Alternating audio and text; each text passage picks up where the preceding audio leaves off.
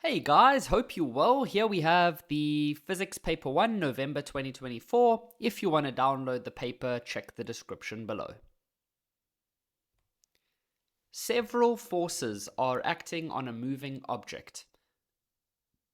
Which of the following statements is correct when the forces are in equilibrium? What does that mean? When something is in equilibrium, then it's like this. So let's say we have a surface, and let's say we have a block, and let's say, for example, we've got 5 newtons in that direction and then 5 newtons in that direction. That is equilibrium. It is when the forces are balanced.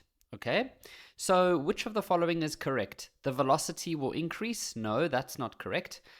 We know from Newton's first law that when the forces are balanced, so let's just say if forces are balanced, then object, obviously this is not the formal definition, this is just me quickly making some notes, then the object will remain at rest, or if already moving, will continue to move at constant velocity.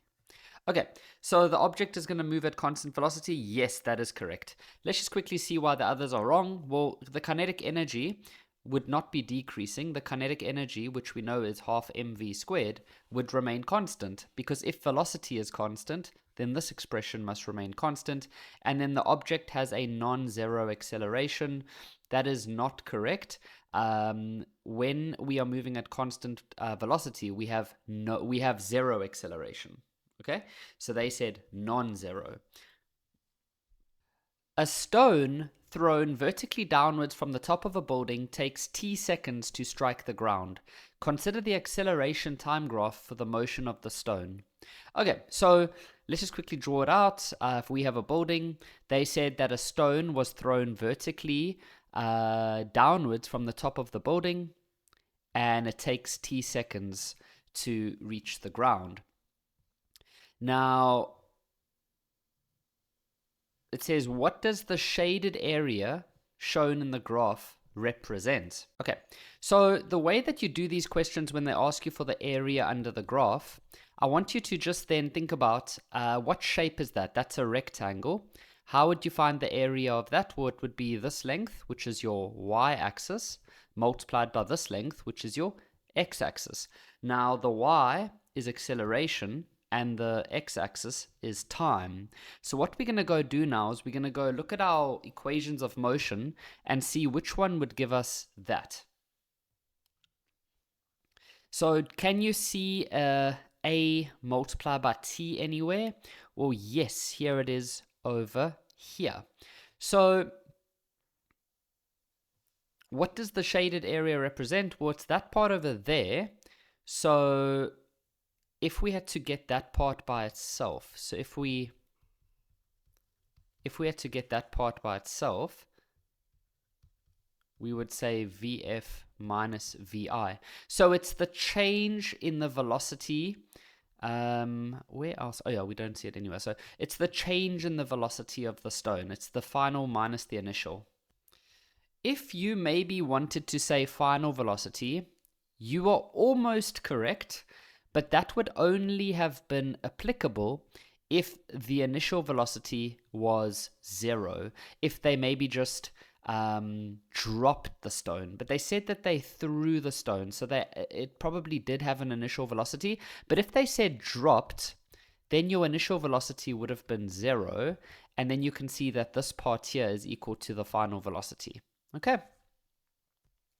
A ball moving horizontally has a constant momentum P and kinetic energy K. The ball collides with the wall and bounces back horizontally. After the collision, the ball now has a momentum of a half P. The mass remains constant. How will this affect the kinetic energy? Okay, so check this out. We know that in this initial stage, it's got a momentum of P. Now we know that P is equal to mv. And they tell us that the kinetic energy, which is a half mv squared, they've given us the value k. Now, when it bounces off the wall, they tell us that the momentum is now a half p. So how would you be able to take this expression and then cause it to become a half? Is it the mass that changed? Well, no, the mass of the ball remains constant. So what happened to the velocity? Well, the velocity must have halved or halved. So velocity halved.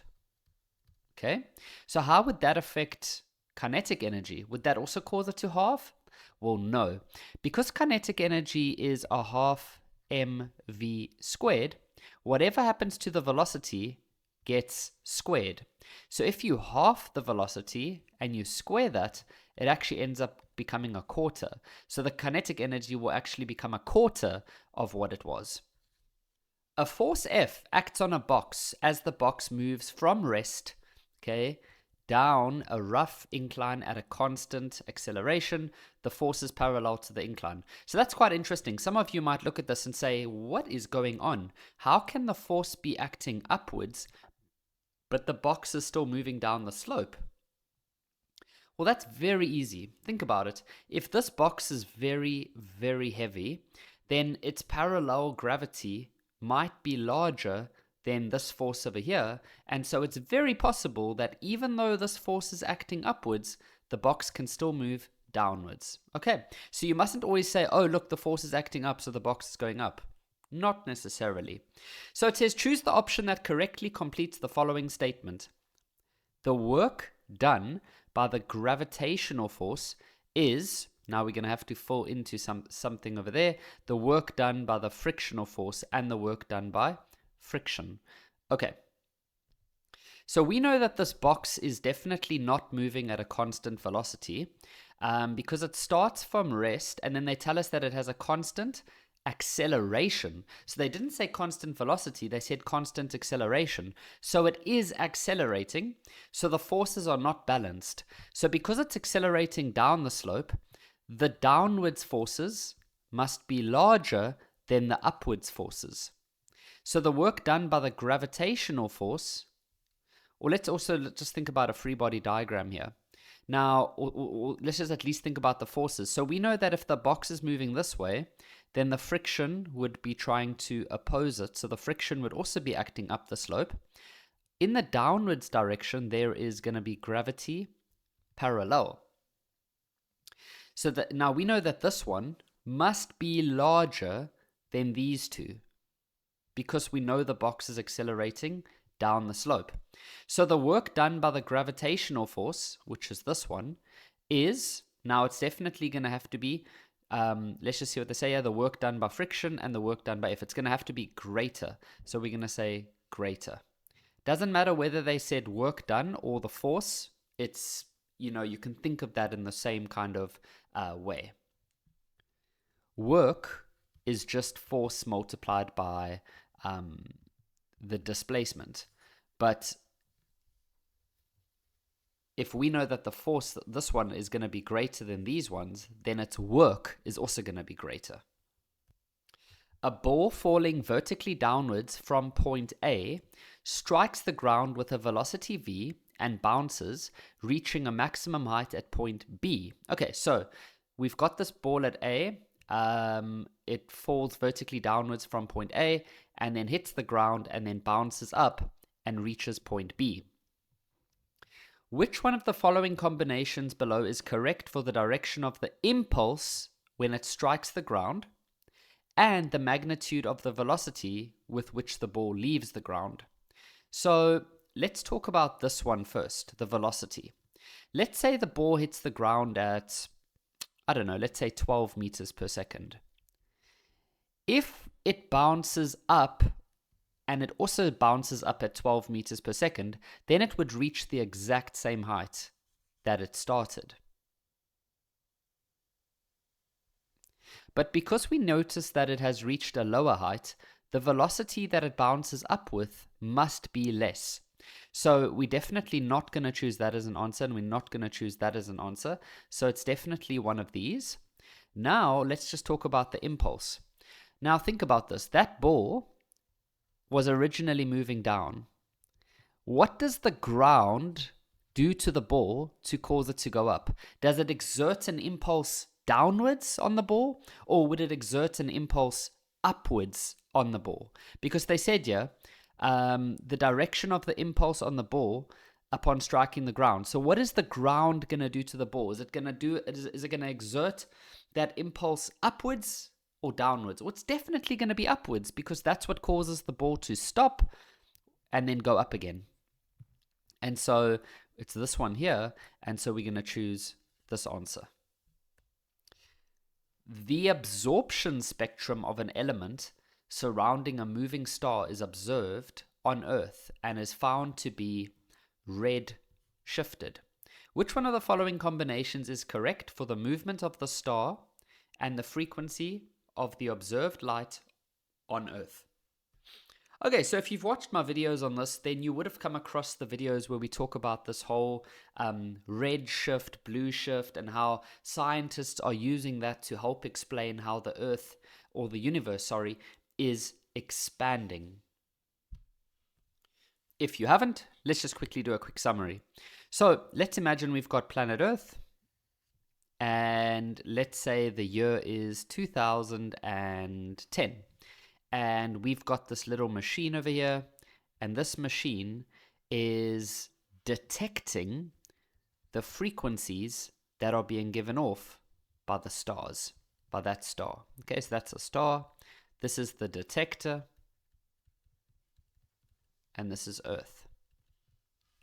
So in 2010, they measure the frequency that the star is giving off, and let's say they measured it as 150 hertz, for example. Then fast forward to the year 2025, and that same detector is still busy detecting that same little star. And what they observe now is that the frequency has dropped. Now it's 135. So the frequency has dropped. Okay, now what you need to understand about colors is that the red colors, okay, so these ones here, the red colors, they are low energy, or let's say low frequency, and the blues and the violets, they are very high frequency. So if we are noticing that and another thing, the reds are high wavelength, and then the blues and violets, they are low wavelength. So reds look like this. Reds are chilled. They're like, yo, what's up, bro? Whereas blues and violets, they like hyper energy. They like Karens who are running to you when you've parked your car on the white line and you didn't park between the lines. And they're like, hey, listen, you're not actually allowed to park there.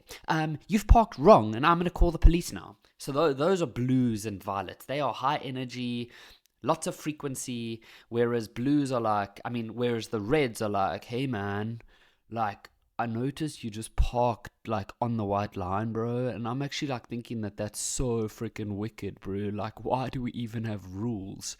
That's what reds are like, okay? They super chilled, low frequency, but they've got high wavelengths. You can see the distance from one part to the next is very long, whereas with Miss Karen over here, we can see that the distances are very short, so very low wavelength. You know, guys, I'm busy sitting right now, busy recording, of course, and I'm looking out my window where I live, and I can see people who walk their dogs. It's like 8 o'clock in the morning, and we've got all these healthy people taking their dogs for a walk in the morning. But a lot of people, they walk their cell phone. Like, literally, they walk with their dog, but then they're just on their phone the entire walk. Like, they don't look up at all. So I think it's really sweet of them that they take their phones for a walk as well. But in my opinion, guys, if you're going to go for a walk, that is a time where you reset, you become present again, you observe nature, you You focus on getting some nice good breathing. It's a time to reset. It's not a time to sit chill on your phone. So that's my opinion. Yeah, if you're gonna walk, use it as a time to be conscious. Don't use it as a time to like be WhatsApping friends and stuff. We need to have detoxes and breaks from these devices, and yeah, very important. But let's get back to where we were. So what we are noticing then is that the frequency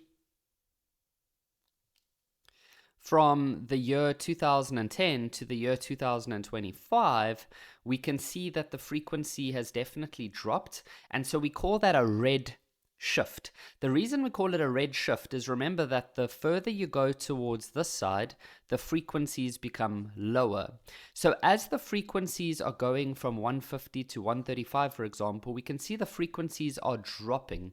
So we call that a red shift. Okay, so and that's what they said over here. So that means frequencies are dropping. And then if we had something called a blue shift, if we ever had a blue shift, then frequencies would be increasing. They might give you a question like that in the exam. Maybe there's some weird planet where and then they somehow have a blue shift. I haven't seen it before, but it could happen, especially if this Karen over here sets the paper. If Owen Wilson over here decides to set the paper, well, then you've got nothing to worry about because it'll be super chilled, man. Okay, smoke a joint. Okay, come on, Kevin. It's not appropriate. So, blue shift. Oh man, should tell you a story of the one time. I don't smoke weed. I don't like it. It doesn't make me feel like, it makes me feel like I panic when I have it. I have tried it before. I'm not going to waste your guys' time now, I promise, but I had a crazy story last year. In the December holidays, my friends were having a joint, and so I also was going on a first date with a girl. And I was feeling a bit nervous, so they were like, bro, just try this. And I forgot that it makes me panic. So I inhaled a bit, and they were like, no, dude, you got to inhale properly. So I went for it. I was like, and then I was coughing like crazy. Anyways, 5 minutes later, I had to get in my car and go meet this girl. Guys, it was the most insane time of my life, in a bad way. The whole way there, I was panicking. My heart was beating so hard. And my night was skipping. Like 2 minutes later, I would suddenly be walking into the restaurant, but I don't remember the drive. And it was absolutely terrible. How did I get onto this topic? Oh, Owen Wilson being super chilled. Okay, now, so we figure out that, okay, so the frequency of the observed light, we know that the frequency is decreasing. That we understand. So it's not going to be this one, it's not going to be this one. But now, how do we know if it's away or towards? Well, that's where you got to think about the Doppler effect, and you got to think about an ambulance. When an ambulance is coming towards you, what happens to the frequencies that your ear detects? Does it go up or go down? It goes up. And what happens when an ambulance is moving away from you? Does it go up or does it go down? It goes down.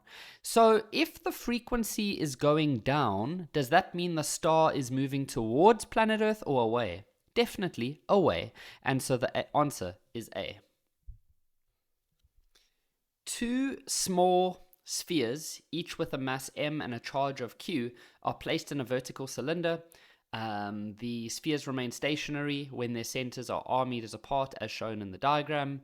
Ignore all friction effects. Which of the following expressions can be used to correctly calculate the distance? So, very, very easy. Let's first just talk about this, though. What is actually going on? So, imagine you've got this tube, this cylinder, okay? And you've got this sphere that has a charge of q. Then you drop this little sphere inside. Well, as soon as that little sphere gets close, because they have the same charge, they're gonna repel. So this one over here is gonna begin to move away. But why doesn't it just begin to move away forever and ever? Well, remember that there's also gravity. So eventually, there will be this perfect place where the force of gravity trying to pull this one down is going to be perfectly balanced by the repulsive force that this one is exerting. And so let's just say this is the force of the other sphere, which is this one here. You understand? So eventually these two will be balanced. Okay, so they said, which of the following can be used to correctly calculate the distance? Well, we know that this is based on this Coulomb's law. And to calculate the distance, we're going to, you could think about like cross multiplying or whatever. So you're going to end up with F R squared equals to K Q1 Q2. Now, if you get R squared alone, you're going to get K Q1 Q2 over F. And if we then want to get the R completely alone, we take the square root of that. Hey, now obviously what we have here is not the same as any of these, but that's okay, because a couple things we need to understand. We know that both of their charges are the same, so Q1 is going to be the same as Q2. So, and we could just call it Q. So I could replace this with Q, and I could write this as Q, and now we've got Q squared. Okay, so we've now got, it's probably going to be this one over here, but let me just show you where the mg comes from. We know that the force that is between them is going to be the same as gravity. Remember we said for this sphere over here, we said that it's got a force of gravity, and then it's got a force due to the other sphere. Or here we said it over here. But that force due to the other sphere is the F in the formula. It is this F. And so we can then know that that force is the same as the force of gravity, and that force of gravity is mg. So you can replace this with mg, and now you're getting exactly that. The kilowatt hour is a unit of, okay, now we know kilowatt, well, we know that watt is power. And then if you use kilowatt, it's also power. It's just like saying gram and kilogram. It's still the unit of mass. Okay, so that's power. But now what happens when you multiply it with h, which is time? It's hours. So do we have any formulas that have power and time together? On our formula sheet, we have this formula over here, where P is power, T is time. So if you had to get this by itself, you would end up multiplying the two. And that's exactly what we have here. We've got power multiplied with time. And so W is actually energy. So it's going to be electrical energy. The diagram below shows a simplified electric motor. The rotation of the coil is observed. Which of the following statements is correct? The coil and the slip rings rotate anti-clockwise, commutator rotates. Okay, so let's try to figure out what is going on here. So we know that the electrical current is going to come out of the positive terminal, so it's going to go like this. And so in this branch, it's going to be going like in that direction over there. So if you now, because it's a motor, we use our left hand rule. Take your left hand and take your index finger, which is the one next to your thumb, and point from north to south. Okay, so you should be pointing your finger from left to right now. Then use your middle finger to do the direction. So either your middle finger is pointing towards you right now, or it's pointing away from you. It should be pointing away from you. So now what is your thumb doing? If you've done this correctly, your thumb should be pointing downwards. So that means that this part here is about to go downwards, and that means this part here would about to go upwards. You could use the left-hand rule here if you wanted to as well. The current is going this way, and you would see that this one's about to go upwards. So now remember that these rings over here, they are called slip rings. And okay, now remember that here we can see there's definitely a split in those things over there. So we call that a split ring commutator. It's not a slip ring. Slip rings are the ones that don't have the little gap in the middle, okay? So it's none of those. It's a commutator. So, and you might be thinking, Kevin, isn't that split? No, that's slip. See, they're two different things. Split and slip, they're not the same, okay? So the answer can't be any of those. So what is this device about to do? Well, if this part is about to go down, then that part's about to go like that, and that part's about to go like that. So it's rotating in that direction, which is anti-clockwise. So it's D. Which of the following statements is or are true for the photoelectric effect? Photoelectric effect is that section where you've got a metal and you shine some type of light source like UV light or infrared or visible light, and if the light has enough energy, you will be able to release electrons from that metal. So what does it demonstrate? Does it demonstrate that light has a wave nature, a particle nature, or light energy is quantized?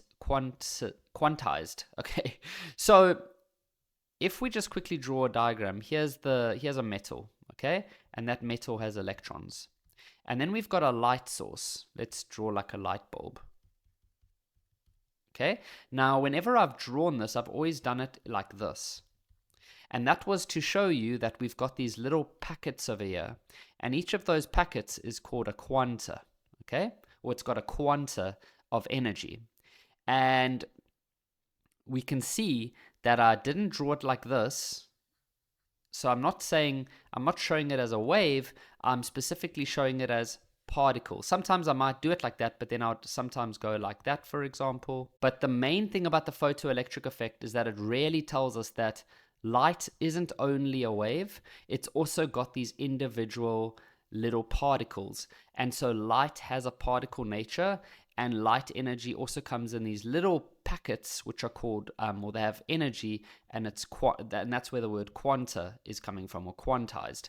So 2 and 3 are both correct, so the answer is D. In an experiment, a crate of mass 8.5 lying stationary on a rough horizontal table is connected to a mass hanger by means of a light string passing over a frictionless pulley.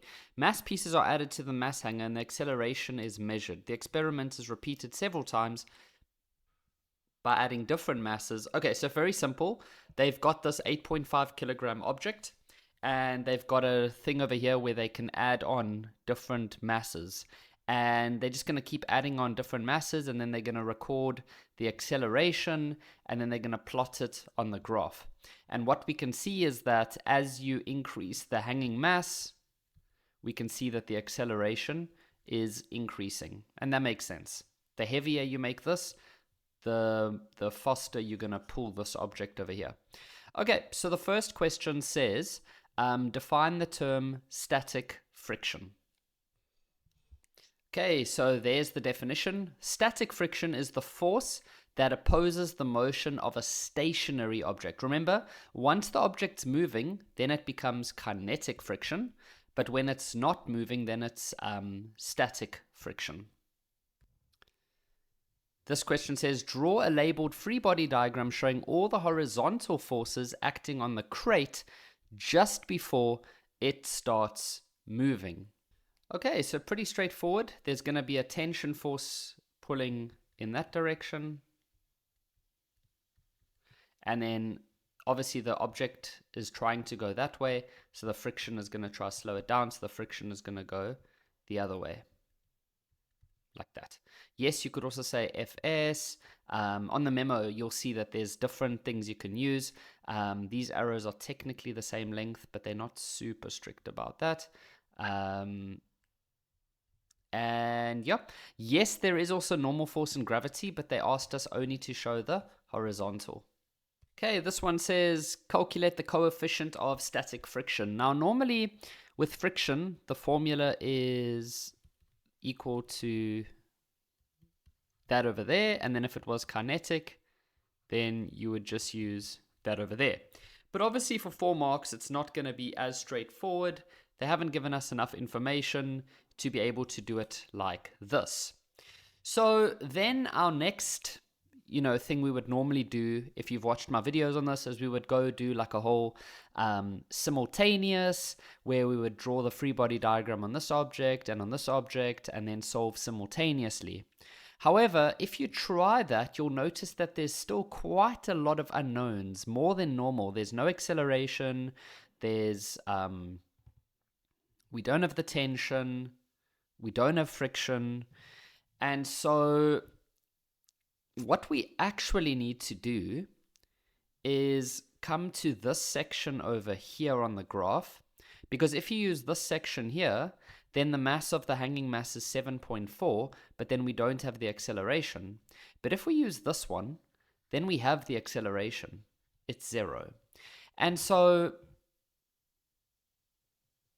I'm going to start off by using the 8.5 kilogram object. And because remember, if the acceleration of the crate is 0, the acceleration of this hanging mass will also be 0. But let's go do the free body. Let's go do F net equals ma on this one over here so long. So F net equals ma, and we choose right as positive. Then all the different forces in the horizontal direction are over here. So we can say tension minus the static friction, and that's going to be equal to the mass, which is 8.5, times acceleration, which is 0. And so you're just going to end up with that. Okay, now there's nothing we can do from that point onwards. So then we go to the other object, which is this one over here. The free body diagram, it will just have gravity and it'll have tension. And we're going to choose down as positive. Why? Well, because we chose right as positive. Remember that this system is going like this. You can't say this one's going to the right and then this one's going up as positive. Your directions have to complement each other. So because we chose right as positive for this one, then we're going to choose down as positive for that one, so that the whole system moves in one direction. Okay, so here you're going to say Fg as positive minus the tension, and that's going to be equal to ma. So if we then go fill things in, for Fg, for this object, we know that its mass is 4.2. So we say 4.2 times 9.8 minus the tension force, which we don't know. The mass is 4.2 and the acceleration is 0. And so you see in this equation, you can work out tension. You should eventually end up with 41.16 newtons. Now we have the tension force that we can now plug in over here. So we can now say 41.16 minus static friction, and then you could work out your static friction as 41.16. So we can work it out as 41.16 newtons. Now we can come to this formula over here, where we can then say 41.16 equals to the coefficients multiply by the normal force for that object, which would be 8.5 times 9.8. Okay, and so if you had to multiply these two together, you get 83.3. So 41.16 equals to this times 83.13. And then if you get the coefficient by itself, you get 0.49. So 0.49. Okay, now this question for 5 marks says, what is the magnitude of the acceleration, which is y, if the coefficient of kinetic friction, there we go, between the crate and the table is 0.4. Okay, so now the system is moving and we are now at this point on the graph.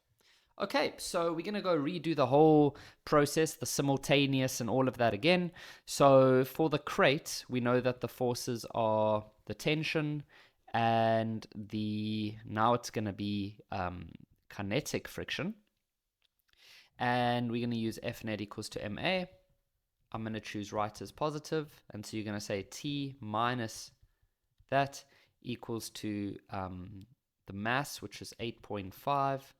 times A, which we're going to call Y, because we called it Y.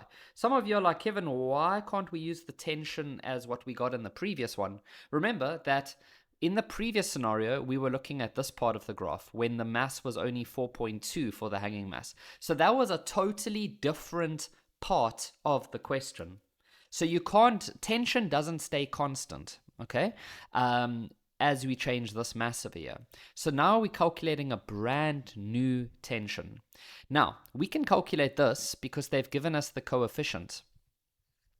So we know that to calculate coefficient, to calculate friction, we use that multiplied by that. So we can now say tension minus the coefficient, which is 0.4, multiplied by its normal force, which is just going to be 8.5 times 9.8 for this object over here. And then that's going to be equal to 8.5 y. Okay, so we have two unknowns, t and y. Normally remember this is acceleration, so that's normally how these questions go. Now we have two unknowns, so we're going to go use the other object now. So its free body diagram, there's gravity and there is tension. And we're going to choose down as positive. And so we're going to say F net equals to MA, and you're going to say Fg minus T equals to MA. Okay, so the gravity we can easily work out. It's 7.4 kilograms times 9.8 minus the tension force, which we don't know, equals to the mass, which is 7.4, and the acceleration is y. Okay, and so here we have our two equations. This is equation 1, this is equation 2, and now you can solve simultaneous however you like. Okay, and then solving that however you like, you should eventually end up with an acceleration of 2.47 meters per second to the negative 2. And you don't have to give a direction, it says magnitude, and you can't really give a direction because this one is accelerating to the right, whereas this object is accelerating down. Okay, this question says that a 5 kilogram block is now placed inside the crate, and the experiment is repeated. How will this affect the maximum static frictional force? Well, we know that static frictional force is equal to the coefficient multiplied by normal force.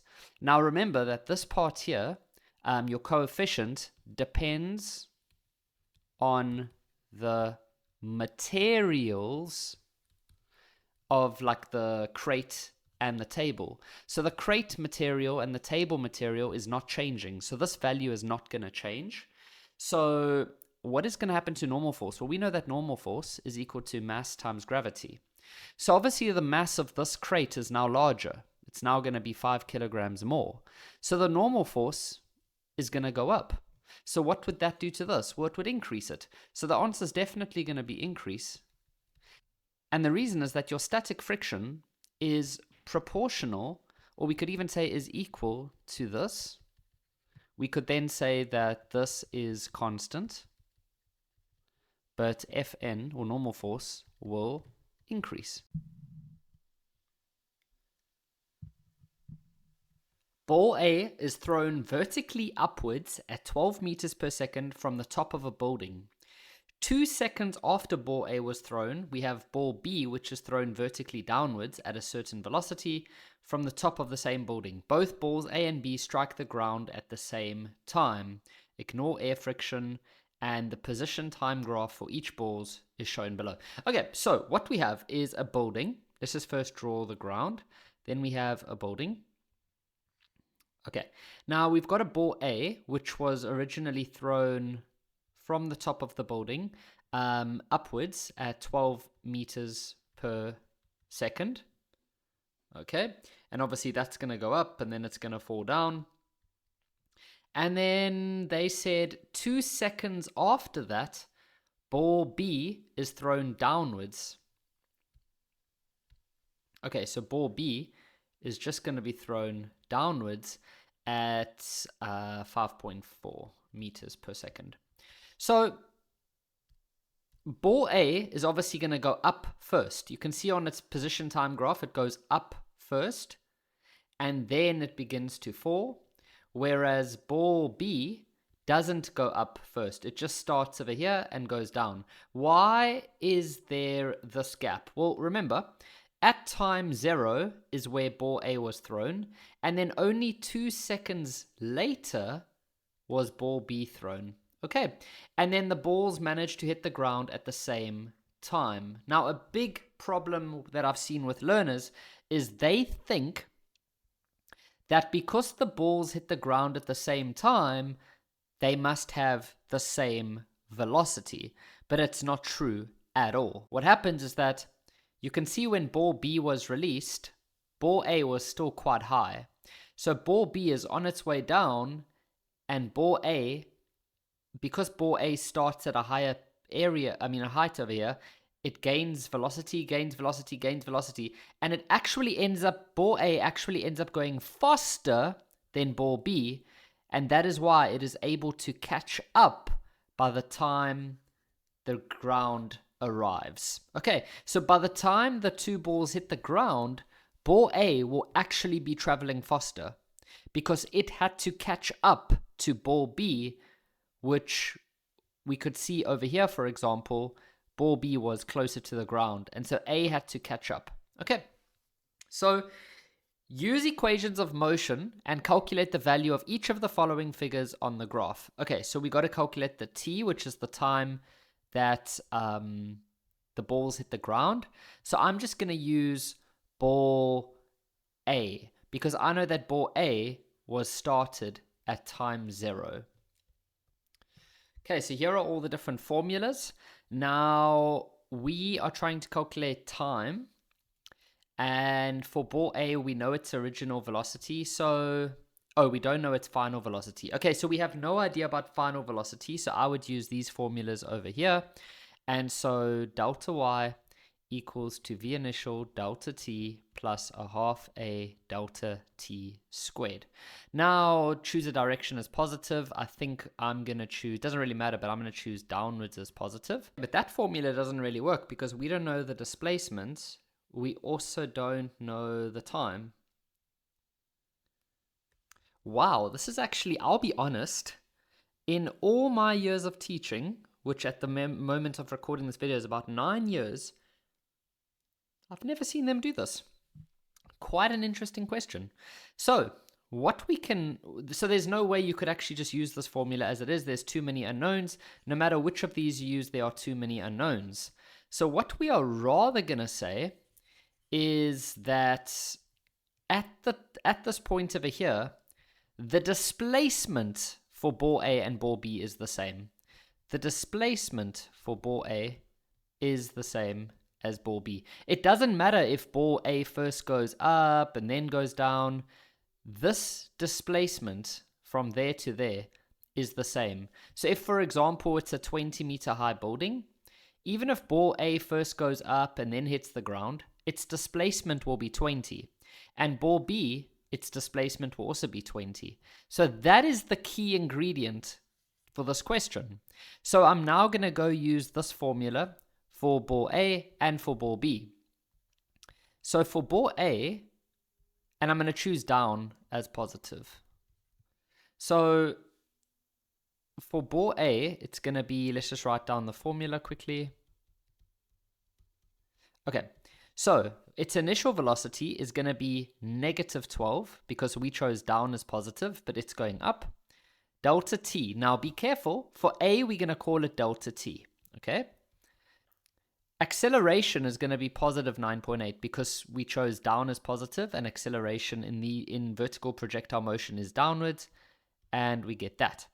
Now for ball B is 5.4 for its initial velocity. Now here's where some learners are going to make mistakes. We know that ball A was thrown first. And we know that when it hits the ground, it's going to be t. And that is what we have over there, t. Okay? Ball B was thrown 2 seconds after ball A. So some learners are going to put t plus 2 here, but that is wrong. If you put t plus 2, you are then saying that ball B is going to be in the air for the same amount of time as A plus another 2 seconds. So you are then saying that B is going to be in the air for 2 seconds longer than A. Instead, we want it to be minus 2 because it's in the air for 2 seconds less than ball A. Okay? And then delta t minus 2. We are now going to take these two expressions and we can make them equal because of this over here. Okay? Very good question. I'm quite impressed. So we're going to have minus 12 delta t plus a half times 9.8 delta t squared equals to 5.4 delta t minus 2 in brackets plus a half 9.8 delta t minus 2 and then squared. Right, so it's really, this is such a good question. So now we know that the displacements are equal, so we're now going to make them equal to each other. So I'm going to take this expression and make it equal to this expression. So minus 12 delta t plus a half 9.8 delta t squared equals to this whole expression. It's not difficult though, like it looks weird, but we actually just solving for delta t. You can think of that as we're solving for x now. So to make it a little bit easier on the eye, I'm going to make it minus 12t plus, now this becomes 4.9. Okay, and then this I'm going to multiply in, so it'll become 5.4t minus 10.8. Now this becomes 4.9. And then this I'm going to multiply out. So you can think of it as two brackets. So t minus 2, t minus 2. Okay? But now just to save space, I'm going to go multiply this all out so long. So that would become eventually t squared minus 4t plus 4. After you've multiplied out and you've put all the like terms. And all that's left to now do is just multiply this 4.9 in. So we're going to end up getting, it's going to turn out to be a very easy equation. Check what happens. We're going to get 5.4t minus 10.8. Now we're going to multiply the 4.9 in. So 4.9t squared minus 19.6t plus 19.6. So what you'll notice now is that these two would cancel on both sides. So it's not even going to be quadratic. And so we actually just end up with minus 12t on the left and then 5.4. I'm actually going to put these two together. So 5.4 minus 19.6, and that's minus or negative 14.2t. And then I'm going to put this number and this number together. So minus 10.8 plus 19.6. That's going to be 8.8. Okay, and that's it. Now I'm just going to take this over to the other side. So you're going to end up getting 2.2t and then 8.8. Oh, and this actually divides very nicely to 4 seconds. Okay, so we know that t is 4. So that is when they will reach the ground over there. So t is 4.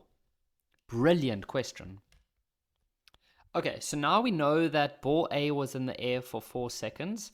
That means that ball B would only be in the air for 2 seconds because it was in the air for 2 seconds less than ball A. So for this next one, they want us to calculate Z, which is pretty much the original height. So we could use, for example, we could use B's information or A's information. Actually, it doesn't really matter. And for example, I'm going to use, I'll use A's. Okay, I'm going to use A's information. We don't have a final velocity, so we're definitely going to go with this formula again over here. So for A, as I said, you could have used B, doesn't really matter, but you're going to go delta y equals to V initial delta t plus a half a delta t squared, and I'm going to stick with down as positive. So we don't know what the displacement is, but the initial velocity we know is negative 12. Negative because it's going up, but we chose down as positive. We know that it's in the air for 4 seconds, and gravity or acceleration will be positive 9.8, and then this would be 4 seconds squared. So what this is going to calculate is this exact distance over here. Because remember, displacement calculates the straight line distance from the start to the finish. So it just works out that. It doesn't worry about this part over here. It doesn't even worry about that. It takes it into account, but all that displacement is you look at the starting position and the ending position, and it works out that distance over there.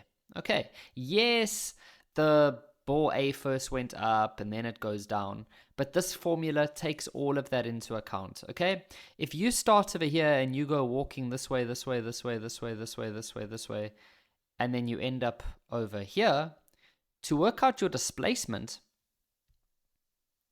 it just looks at the straight line from start to finish, and it just looks at that green line, and it just works out that one's distance. It doesn't look at the whole path.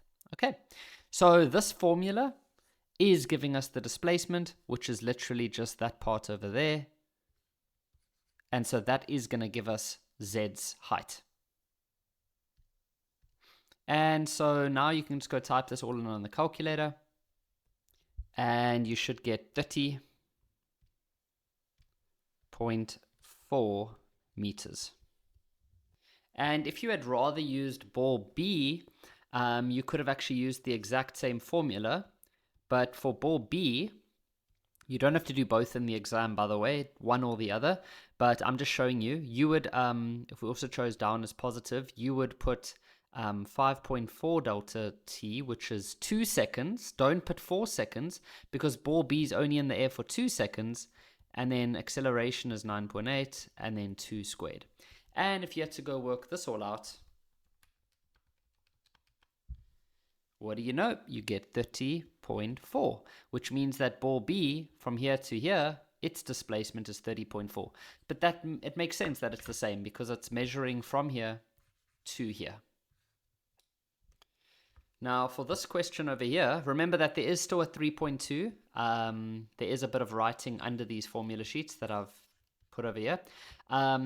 So now they want us to calculate this value here. So what we need to do is we're obviously going to have to use ball A now, and we're just going to work out what is this displacement over here up to this point, and then we can just add that on to the 30.4.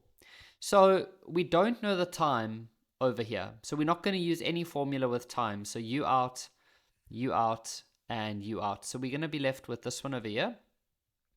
So Vf squared equals to V initial squared plus 2a delta y. Now I'm going to keep with down as positive. I've noticed that students don't like it if I switch that around. So we're just going to stick like that. Now, when you're looking at the final velocity, some learners are going to panic now. They're going to be like, but Kev, we don't know the final velocity over here. Remember, final velocity doesn't mean it has to be at the very end. Final velocity means what is the final velocity for the part of the question that you are talking about. So we are only looking from here to here right now. So the final part is actually over here. So what would the velocity be there? Well, the velocity there is just going to be 0. So because it's reaching a maximum height over there. The initial velocity is 12, but it's going to be negative 12. The initial velocity will be negative 12. Because it's going up, but we chose down as positive. And then acceleration will be positive because we chose down as positive. And then delta y, which we're going to calculate. And so what I would do is I'd calculate this, which is 144. I would take it to the left, so it's negative 144. This is 19.6 delta y. I would then divide both sides by 19.6 and end up with 7 or negative 7.35. Why is it negative? It makes sense. We chose down as positive, but this displacement from here to here is goes up. It's above. So that's why we're getting a negative value. So if we know that this original value was 30.4, if you then add on 7.35, so if we say 30.4 plus 7.35, that'll end up giving us 37.75 meters. Okay, now for this one, on the same set of axes, sketch the velocity time graph for ball A and ball B while they are in free fall, label the graphs A and B for ball A and da-da-da, and then clearly show the following. Okay, so velocity time graph, we know that it can go positive and negative, so we're going to do it like that. Label it as V, and then give the units as meters per second, and then time, and that's in seconds. So it's always very easy. Oh, and then we're going to choose, let's just choose downwards as positive. So it's always very easy. Have a look at this. I'm going to start with ball A. What was ball A's original velocity at time 0? It was 12. But because it's going up, and we chose down as positive, I'm going to start at minus 12. Okay? So there's its velocity, minus 12. Then, look how easy this is. As ball A goes up, what happens to its velocity? Does it become more or less? Well, eventually, it immediately, it becomes less, but eventually it's going to become 0 when it reaches its maximum height. So all that's going to happen is the velocity is slowly but surely going to make its way towards the x-axis, where it's at a velocity of 0. So this would be like minus 11, minus 10. So you can see the velocities are going down, 12, 11, 10, 9, and eventually 0. At that moment, ball A is then going to turn around and begin going downwards. And it's going to get faster and faster and faster. So the velocity values are going to increase. But now, because it's going down, and we chose down as positive, the velocities will be positive on this graph. So what happens is the line actually just keeps going. It just keeps going like this until maybe over here where we reach the ground. Okay. And so that's what the velocity time graph would look like for ball A. Let's just make sure we have everything. So the time at which the ball is thrown, yes, we've got that at pretty much 0 seconds. And then the time at which it strikes the ground, well, that's going to be at 4 seconds. So I'm just going to do that. Okay, now we're going to do ball B. Now, ball B only starts at about 2 seconds, okay? So 2 seconds would probably be like somewhere, I don't know, like over here, for example, okay? Don't automatically go put it there. Let's explain why not. Because that is the place where ball A reaches its 0 velocity, which was over here. And you can see from the graph that ball B was only thrown a few seconds later. Like if you look at the time values, you see? Ball B only started a bit later, so don't go put this as 2 seconds, okay? We don't know that. So it's a little bit afterwards. I'm going to put the 2 seconds over there. Now what happened, remember, is that ball B started at 5.4 meters per second. So I'm going to go over here, and I'm going to say 5.4, okay? And let's just go across and down. So why is it positive 5.4 and not negative like this one? Well, that is because ball B started at 5.4 and it was going down. Okay, now, so ball B starts over here. There's ball B's original velocity. Now, what is going to happen? Is ball B going to slow down? Is it going to speed up? What happens? Well, think about it. It's just going to keep speeding up because it's just going down, down, down, down, down. So its velocity is going to become more and more and more and more and more up to the 4 second mark. Notice that these lines are parallel. Why is that? Did you know that on a velocity time graph, all lines will be parallel?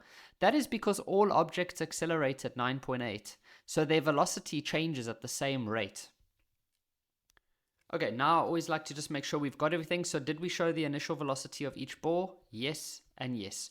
Did we show the time at which each ball was thrown? 0 seconds and 2 seconds. And did we show the time at which the balls strike the ground? 4 seconds. Yes.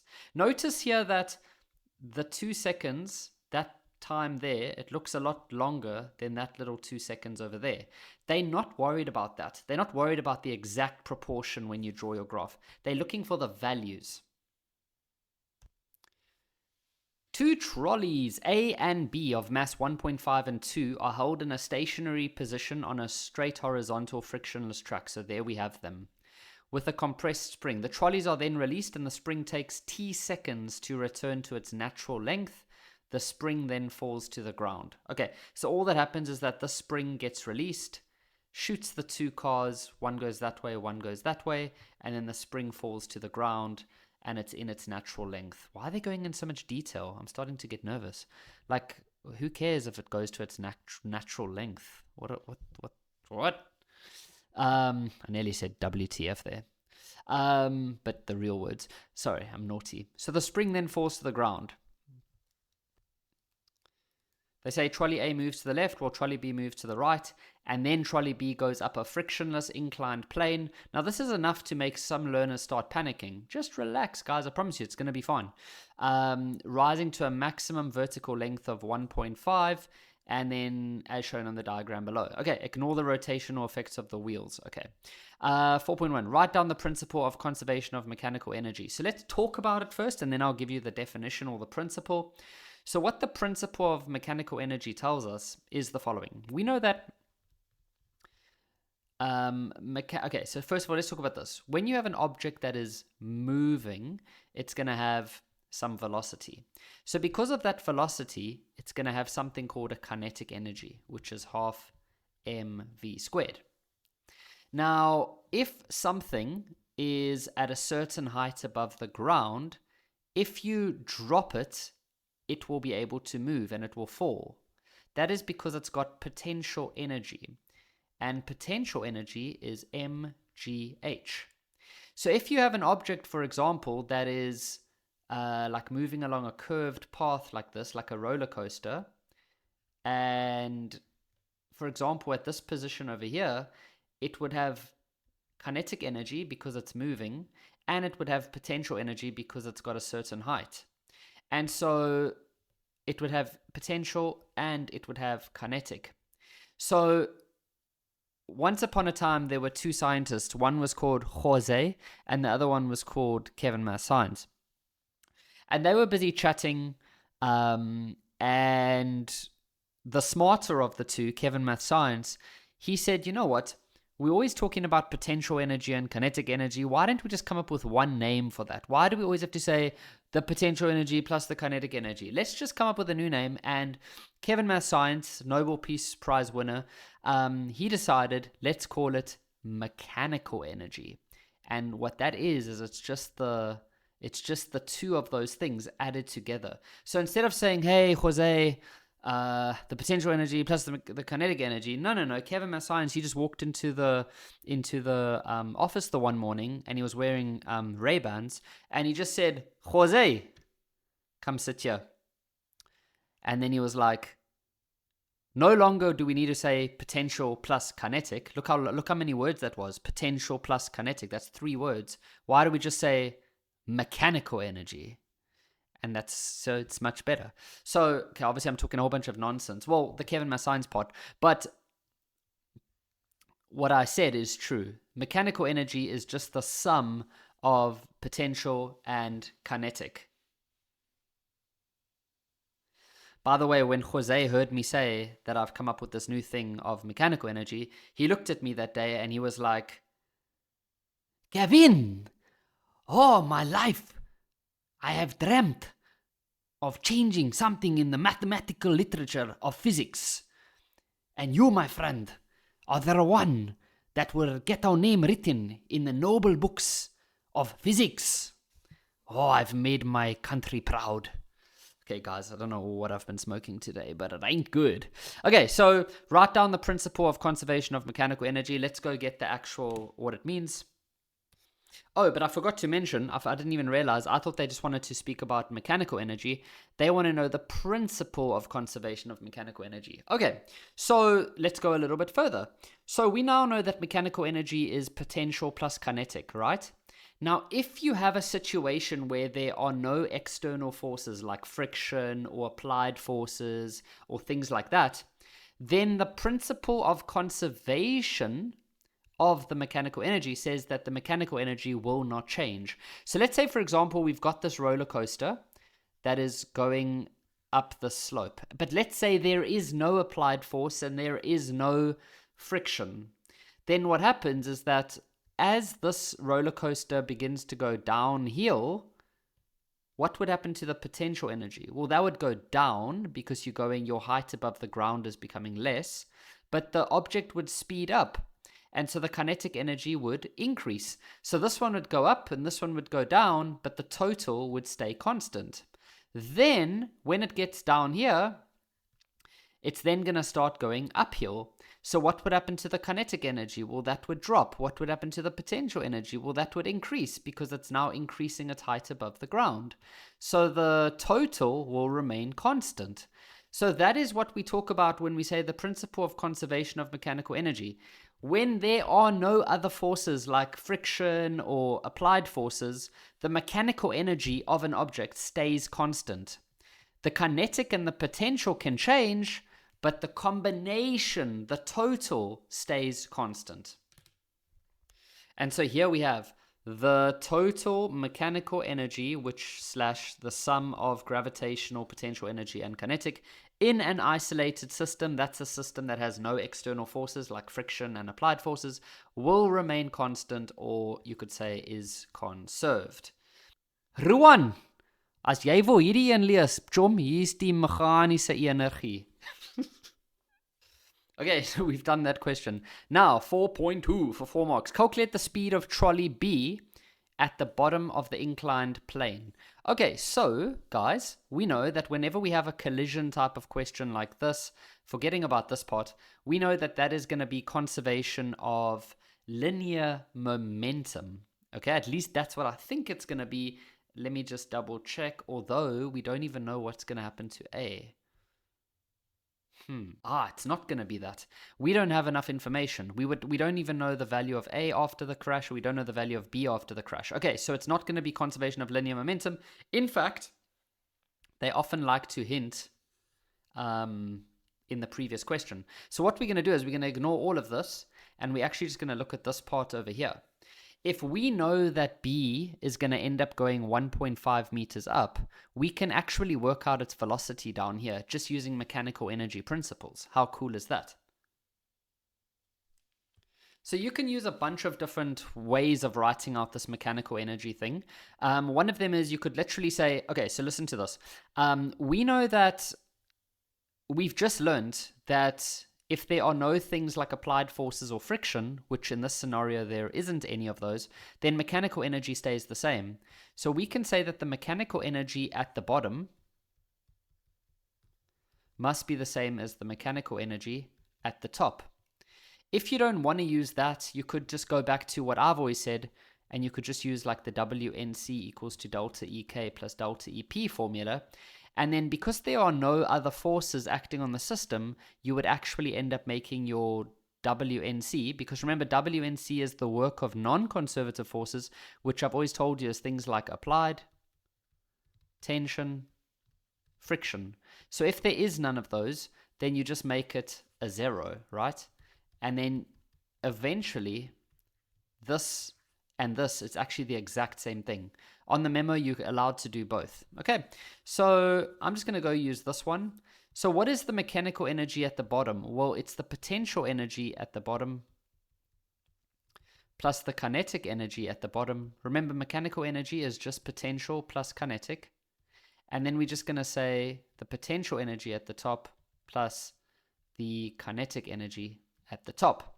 Now look how easy this is. At the bottom, well, let's go fill in the formulas. So we know that potential is mgh.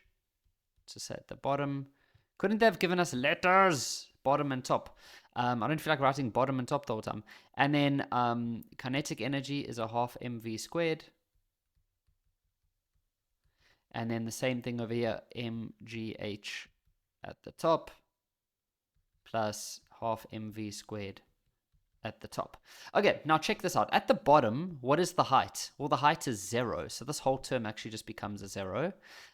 We don't know what the velocity is, but we know that B is a 2 kilogram object. We're trying to calculate the speed at the bottom, okay?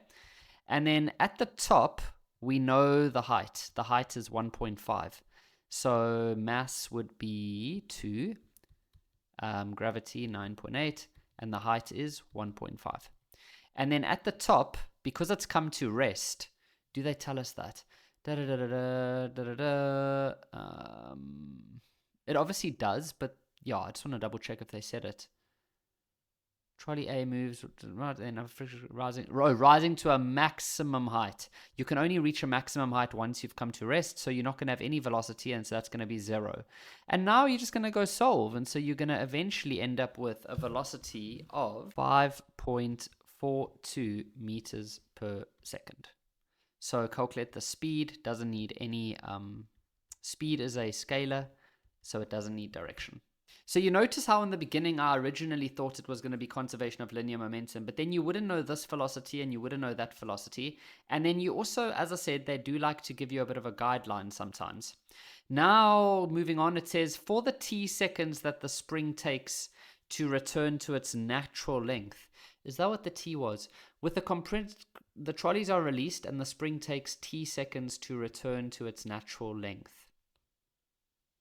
Okay, so pretty much t seconds for it to expand again. So this whole collision is actually t seconds. That's what they're trying to say. As the spring is expanding, that's the t seconds. Okay, makes sense. Whatever. Now it says calculate the change in the momentum of trolley B. Now we know that change in momentum is equal to mvf minus mvi. And that's literally a formula on your formula sheet. But so many learners get this formula wrong. Well, they write the formula down correctly, but then they don't take direction into account. So we always have to. So I'm going to say to the right is positive. And so, okay. For trolley B, they said, so its mass is 2. What is its final velocity after the collision? Well, that would be the velocity that we got when it goes up the ramp, which was 5.42, and it is to the right, so I will keep it as positive. And the mass, and then the initial velocity was 0 because they were originally here at rest. And so if you had to work this out, you're going to get 10.84.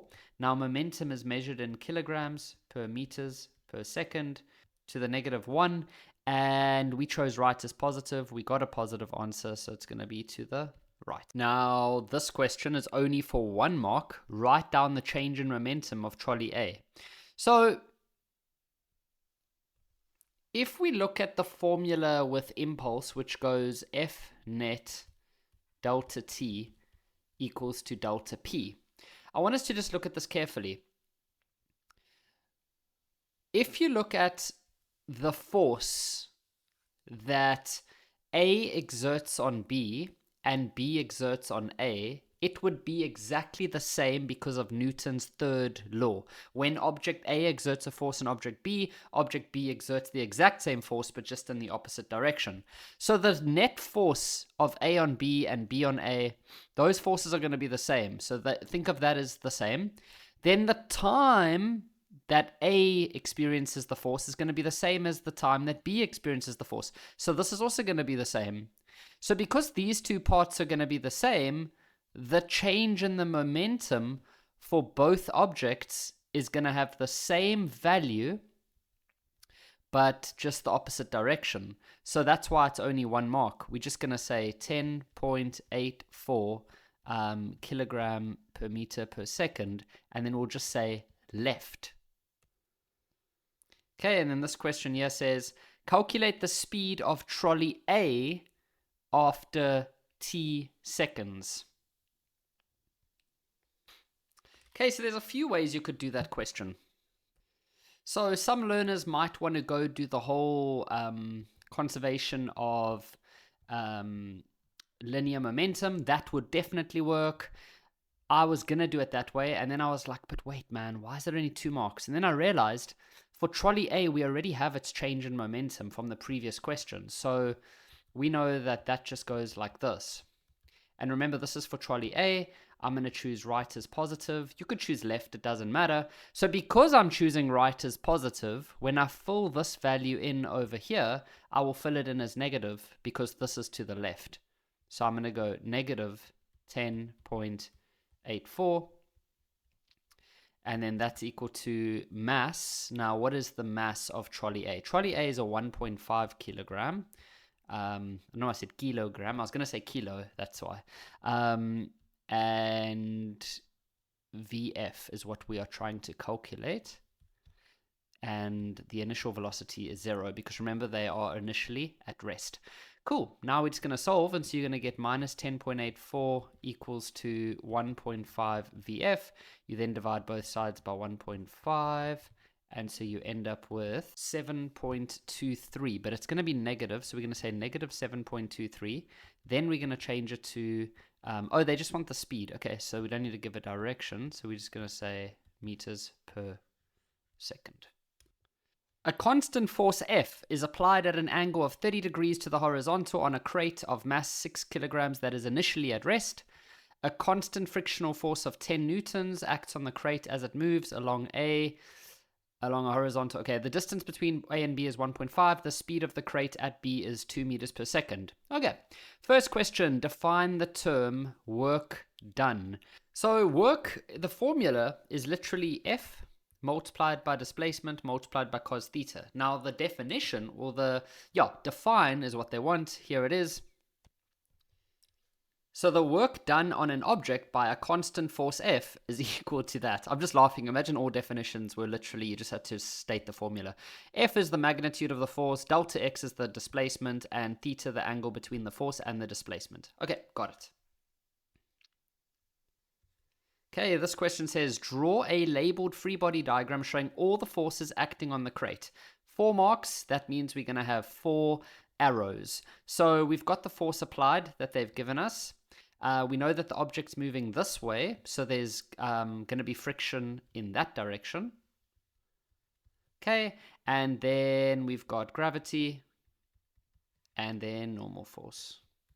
Now, obviously, you can change this up a little bit. For some students, they put W instead of gravity. You could put F normal force or just N for normal force. On the memo, they'll show you the different options. Notice how we have 4 arrows and for 4 marks. Okay, now remember that they've recently changed the, in the curriculum, you're not allowed to make components. So don't ever, for your free body diagram, don't ever break it up into like Fx and Fy. And if it was ever on a slope, we're not allowed to break it up into like Fg parallel, Fg perpendicular anymore. Okay, so it says using only energy principles. What does that mean? That means you can either use W net equals to change in EK or WNC equals delta EK plus delta EP. W means energy, so those are your energy formulas. And then I guess we could just keep this one here because that's definitely going to be, what am I doing? That's definitely going to be used inside these areas. Okay, so let's have a look. Calculate the magnitude of the force. Right. Eeny, meeny, miny, mo. I'm going to go with this one. Okay. So, the way I like to do WNet. Now, some of my YouTube videos, I use one method. So I've seen 2 main ways that learners like to do this. One of them is that they break the WNet up into Fnet, delta X, cos theta. That is how I used to do it. A lot of my YouTube video lessons are like that, where you then go full in Fnet inside there. But what I do now is I rather break the WNet up into the different forces. So for example, the W due to this force, then I say plus the W due to the friction. And you always say plus because work is a scalar and it's the cos theta part that comes in later that will affect the signs. So that is what I go in place or put in the place of W net. So I go WF plus W friction. It's quite confusing because the one's a capital and the one's a small letter.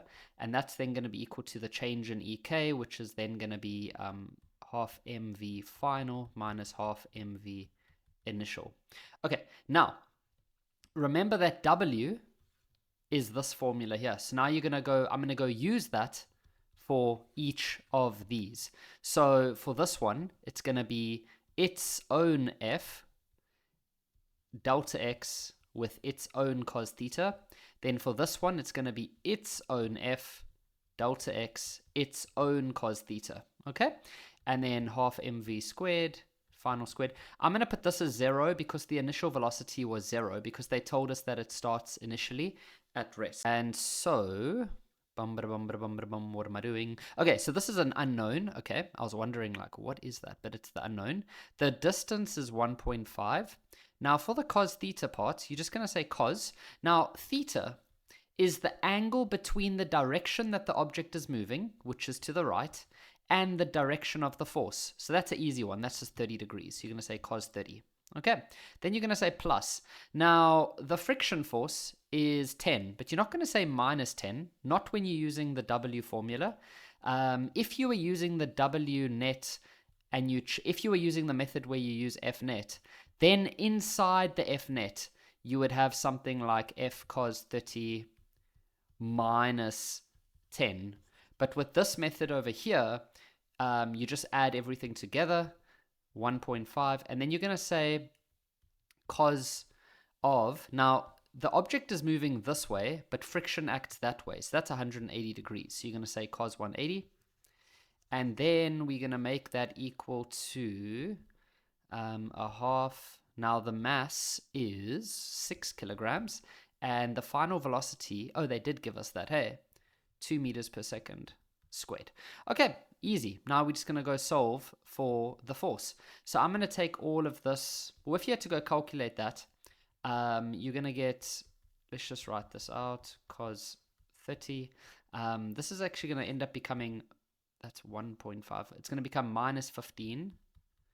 And then on this side, you're going to get 12. And then you're going to get F times 1.5 cos 30 equals to 12 plus 15, which is 27. And then you're just going to get F alone as 20,78. And that'll be newtons. And they just wanted the magnitude, so you don't have to give direction.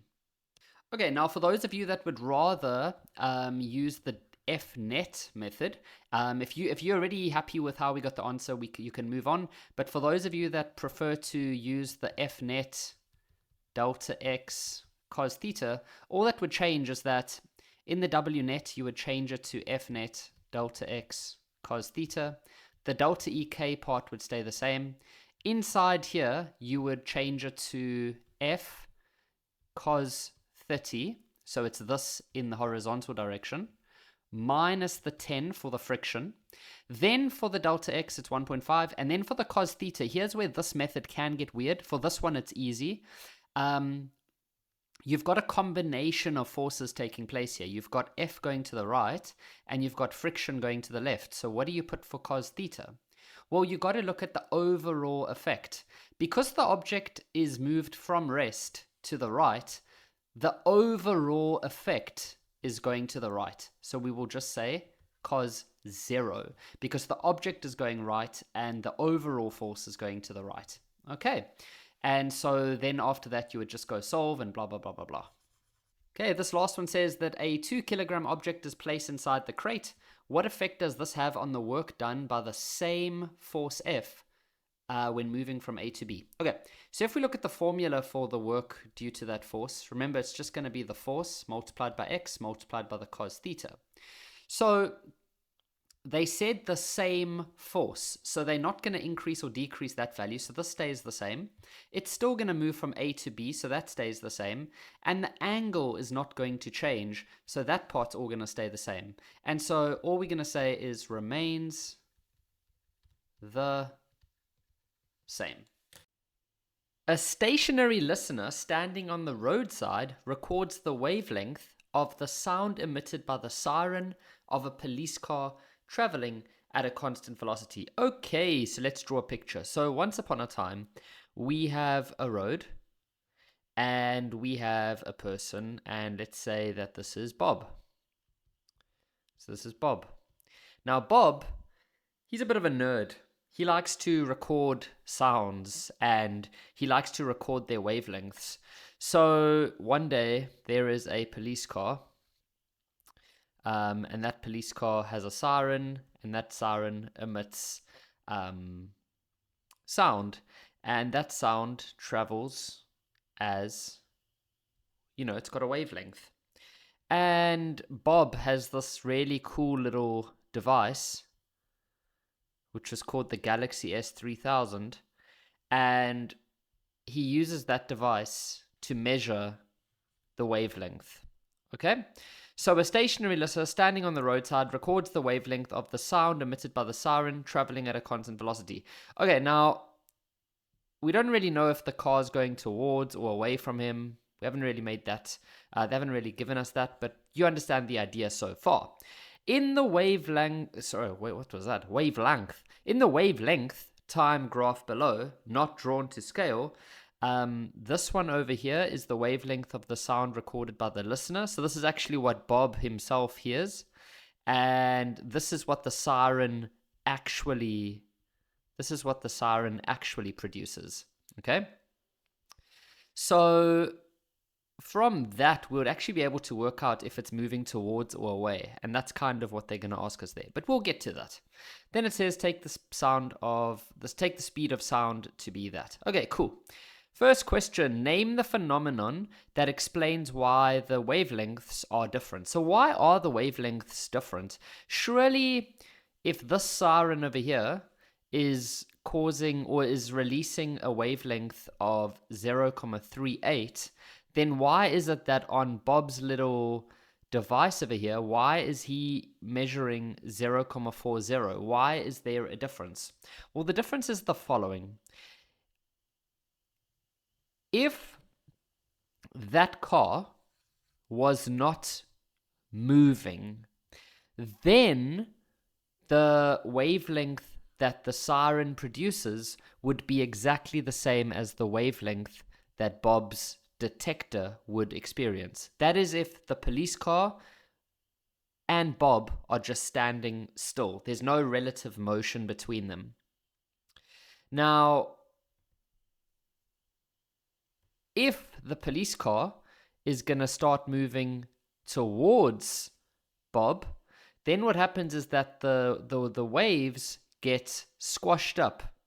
They get squashed up. Don't know why I'm drawing them like a hillbilly.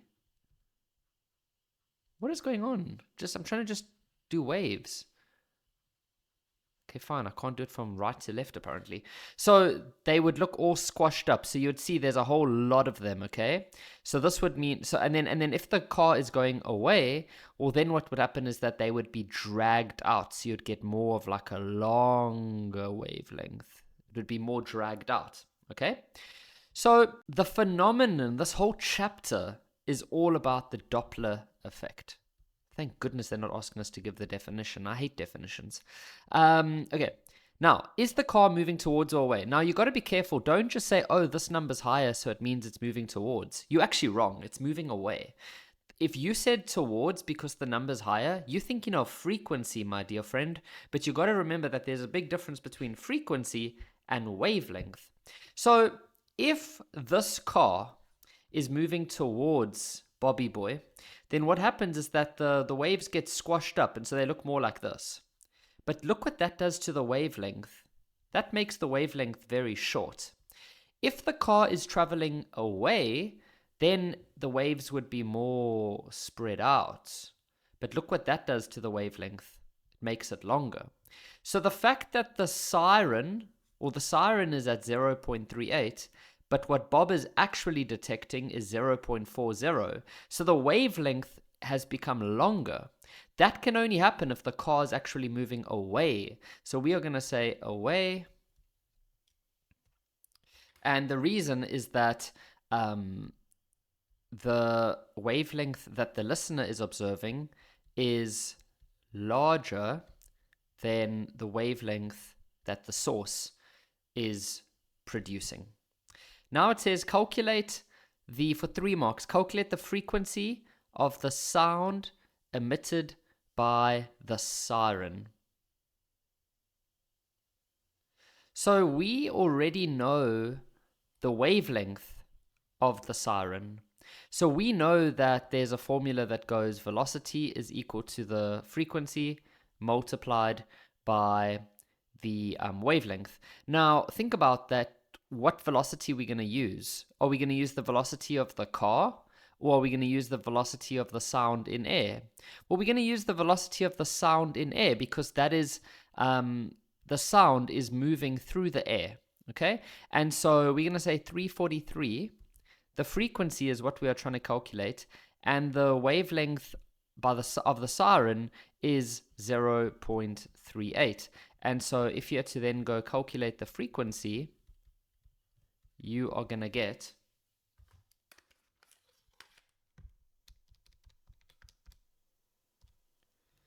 902.63. Now, can you remember what the units of frequency actually are?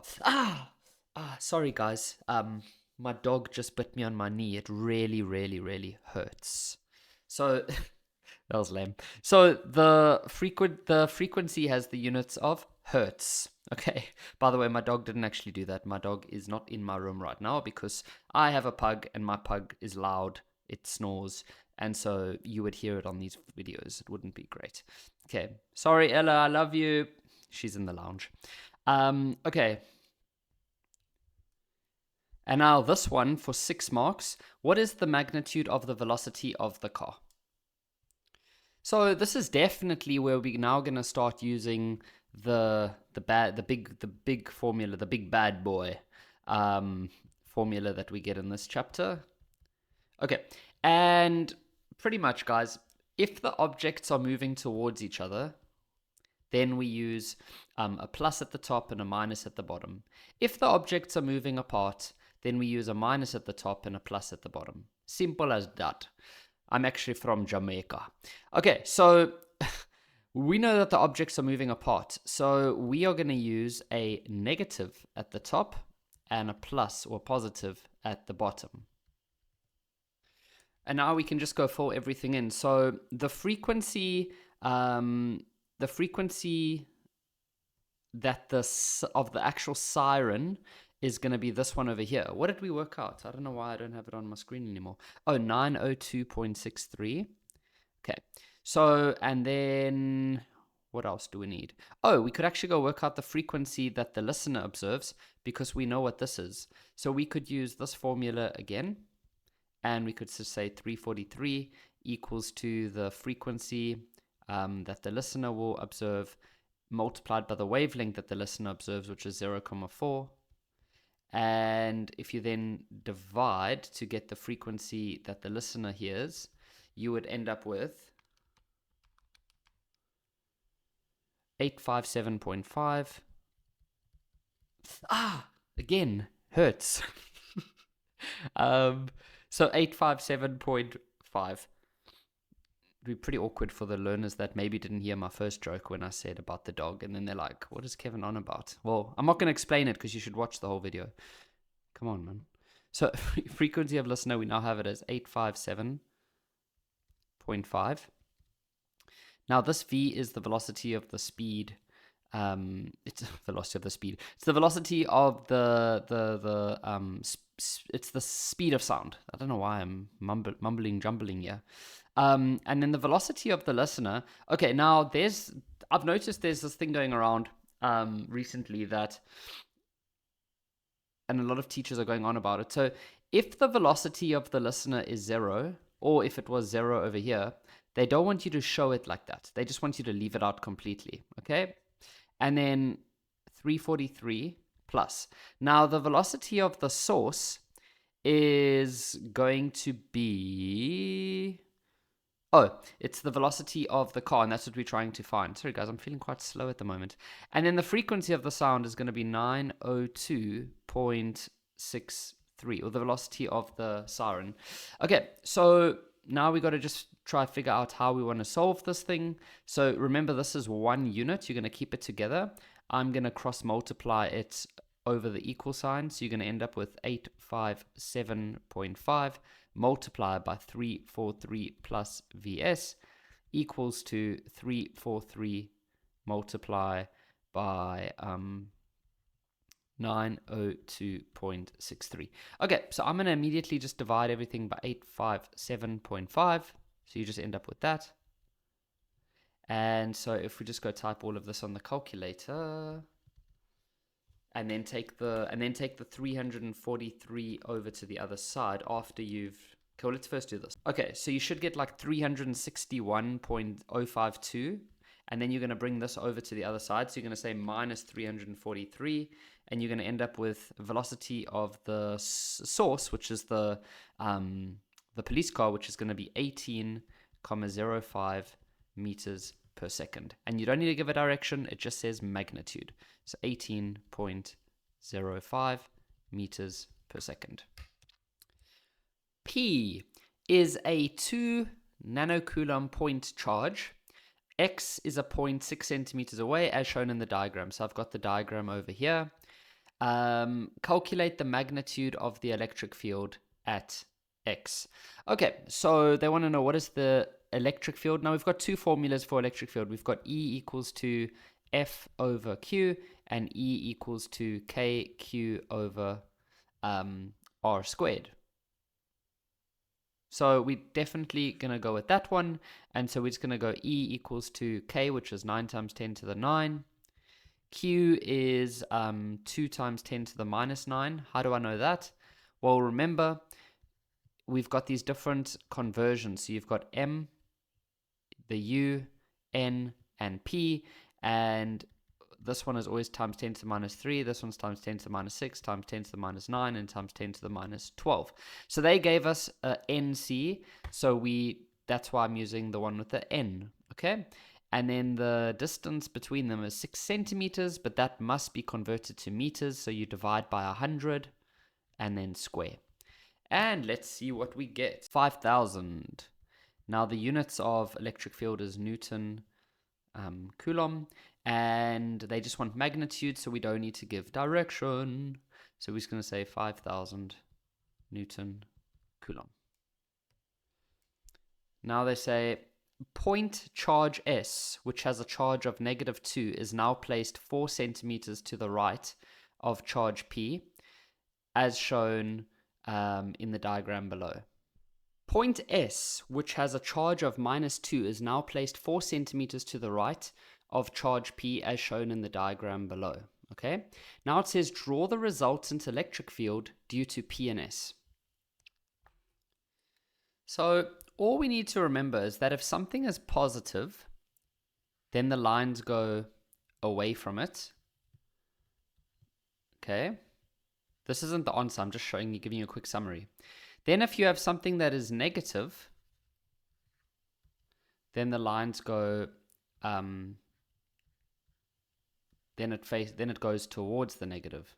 Okay, let me show you that again. If it's positive, the lines go away.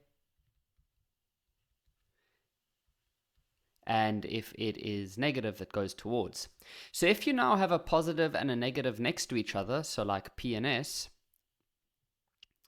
then so P is positive and S is negative. So then you're just going to have the lines going from the positive to the negative like that. And then you can have one like there, one like there, and then maybe one coming out there, going there, one coming out there, going there. And then I'm going to do one going like out the back here like that. Like that. Whoops, not like that. More like that. Because these would actually eventually go all the way around and join up over there. So you could then show something like that and like that. And then there and there. And then there. So, because you see those would actually join up. And those would join up like that. But the main things they're looking for is that you have the arrows going in the right direction. So from the positive to the negative. They don't want the lines to cross each other. And yeah. Okay, this question says a third point charge, T, is placed 2 centimeters to the right of S. So there it is there. As shown in the diagram, point charge T experiences a net force, not electrostatic field.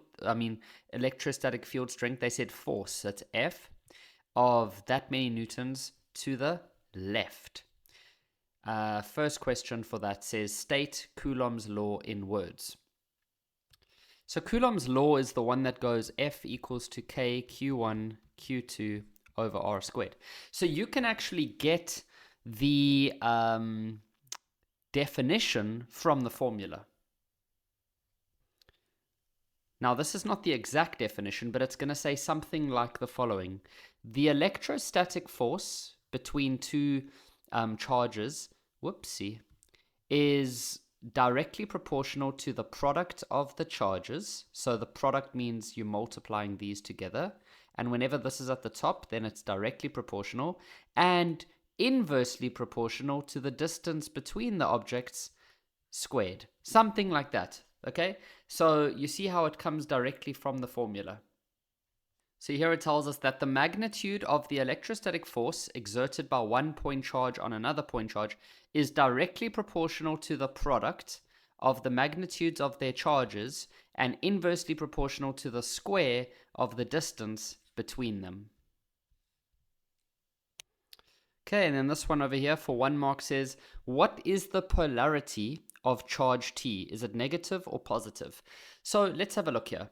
This one over here is positive. Then this one here is negative. So we got to try to figure out this one over here. So we know that the overall effect is that the force on this one is going to be to the left. You see how they told us point charge experiences a net force of that to the left. So these two combined, it's going to cause T to want to go to the left. So because these two charges are exactly the same, I know the one's positive and the one's negative, but just the 2 and the 2, that means that their strength is exactly the same. So why then would... Oh, another thing I want to talk about is that you see this distance is a lot shorter. So S is going to have a bigger impact on T. So it's going to be S's charge that we need to have a look at. So if S is negative, then T would have to be positive so that it gets attracted to the left. Okay? So yes, because we know that opposites attract. So yes, we also know that this one's positive, so it would repel. It would repel T, but because the distance is so much further, this one isn't going to have much of an effect, whereas this one is going to have a much greater effect because it's much closer. Okay, so it wouldn't make sense for T to be negative, because then this one would simply push T away. Because it's so much closer, it would literally just say, it would have more of an effect than this one. And so if this T was negative, it would actually end up being pushed to the right because this one would repel it. So what we've said is that T must be positive so that this one can attract it. Okay, and that is why T gets a force to the left, like they told us. So T would have to be positive. So once again, even though P is gonna cause T to repel, so it's gonna cause T to want to go to the right, this one here is going to cause T to want to go to the left. But this one's effect is going to be a lot more because it's closer. And so it'll overpower the whatever P can do. And so the overall effect is that T will actually end up going left. Okay, so it says calculate the magnitude of what charge T must be. Okay, so all we're going to do is the following. Let's choose to the left as positive. And so the F net is going to simply be equal to, now, if left is positive, so what is S going to do to T? Well, that's going to cause it to go left, okay, because they opposite attract. So we're going to keep that as a positive. And then we're going to say minus, now because why minus? Because what is P going to do to T? Well, P is going to cause T to want to go to the right, but we said left is positive. So we're going to say the force of P on T. So we've looked now at the force of S on T and the force of P on T. We never look at the force of P on S because this whole question is about what is happening to T. Okay, now we know what the F net value is. The F net value is 2.5 times 10 to the minus 4, and I can fill it in as a positive because it's to the left, and I chose left as positive. Now, we're going to go use this formula over here, and over here. So, but I'm going to run out of space, aren't I? Okay, so we're going to fill in k, 9 times 10 to the 9. And I'm busy doing the formula now for st. So for s and t. So for s, we're going to say 2 times 10 to the negative 9. Remember, in these formulas, we never include the negatives.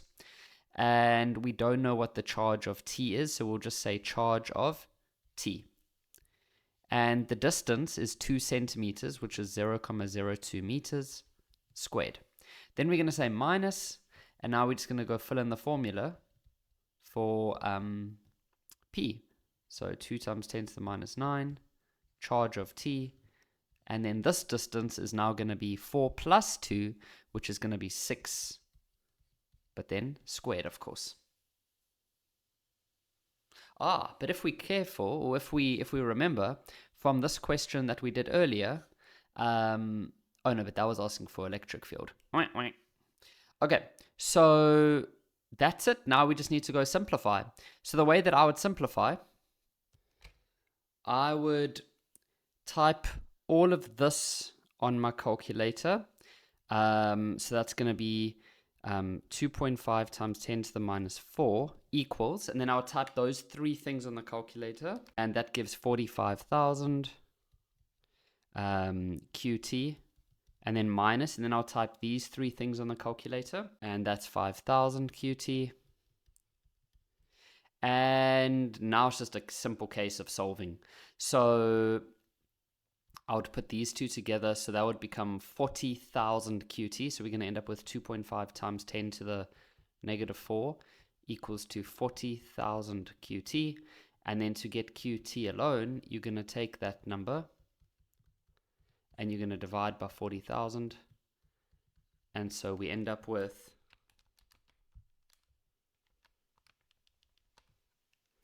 6.25 times 10 to the minus 9 coulomb. L1 and L2 are two light bulbs with the following rating. Okay, so they've got this light bulb over here, and they've given us the rating, 36 watts, 20 volts, and then they've given us a second light bulb with its rating. Okay, cool. The two bulbs are connected as shown in the diagram below. The battery has an internal, okay, see, I just need to move this up a little bit. Internal resistance of 0.6 ohms. Okay, there we can see it. And the conducting wires have negligible resistance, R1 and R2. Okay, first question says define the term power. So in electricity, you know, we've got these different formulas for power. We've got that one. We've got the I equals to, okay, if we change it to I equals to V over R, then we've got the V squared over R. And then we've got I squared times R. You're not going to get your definition by looking at that. What we need to, when they say the term power, they're talking about in general. So power is always energy divided by time. So power tells you how much energy can you transfer per unit time. So the real definition for power is, it is the rate at which work is done. Now work is the same as energy. Here they even say energy transferred. So yeah, that's, you can just choose your combination over there. Now this question, if both light bulbs operate as they are rated, then calculate the reading on ammeter A2. Okay, so in ammeter, well, for ammeter A2, what we need to understand is electricity, you know, conventional current, we say, flows from the positive terminal. So that current's going to go like this. And then as soon as it gets to this point over here, we gonna, the electricity or the current's going to split. As soon as it has to split, that means you are entering a parallel section. So some of it will go that way, and the rest would go this way. And then they would link up again over here, and then combine to become the normal current that we originally had in the main part of the circuit. So the point I'm trying to show you is that ammeter A2 is associated with this light bulb over here. So if you know what the current going through this light bulb is, then you have the current at A2. So let's see what information we have for this one. Okay, so we've got its power and we've got its voltage. So we've got P and we've got V. Now remember, we've got a formula that goes P equals to V times I. And so if we have the power as 48, we have the voltage as 32, then it's easy. So I is just going to be 48 over 32. And so I would be 1.5 amps. So reading on A2, 1.5 amps. Now to get the reading on ammeter A1, well, A1 is over here. So that's the combination of the two. So what I would do there is I would use L1's information to work out how much current is flowing through this part of the circuit. So this is now for L1. So we're going to use what information do they give us for L1? Oh, it's the same.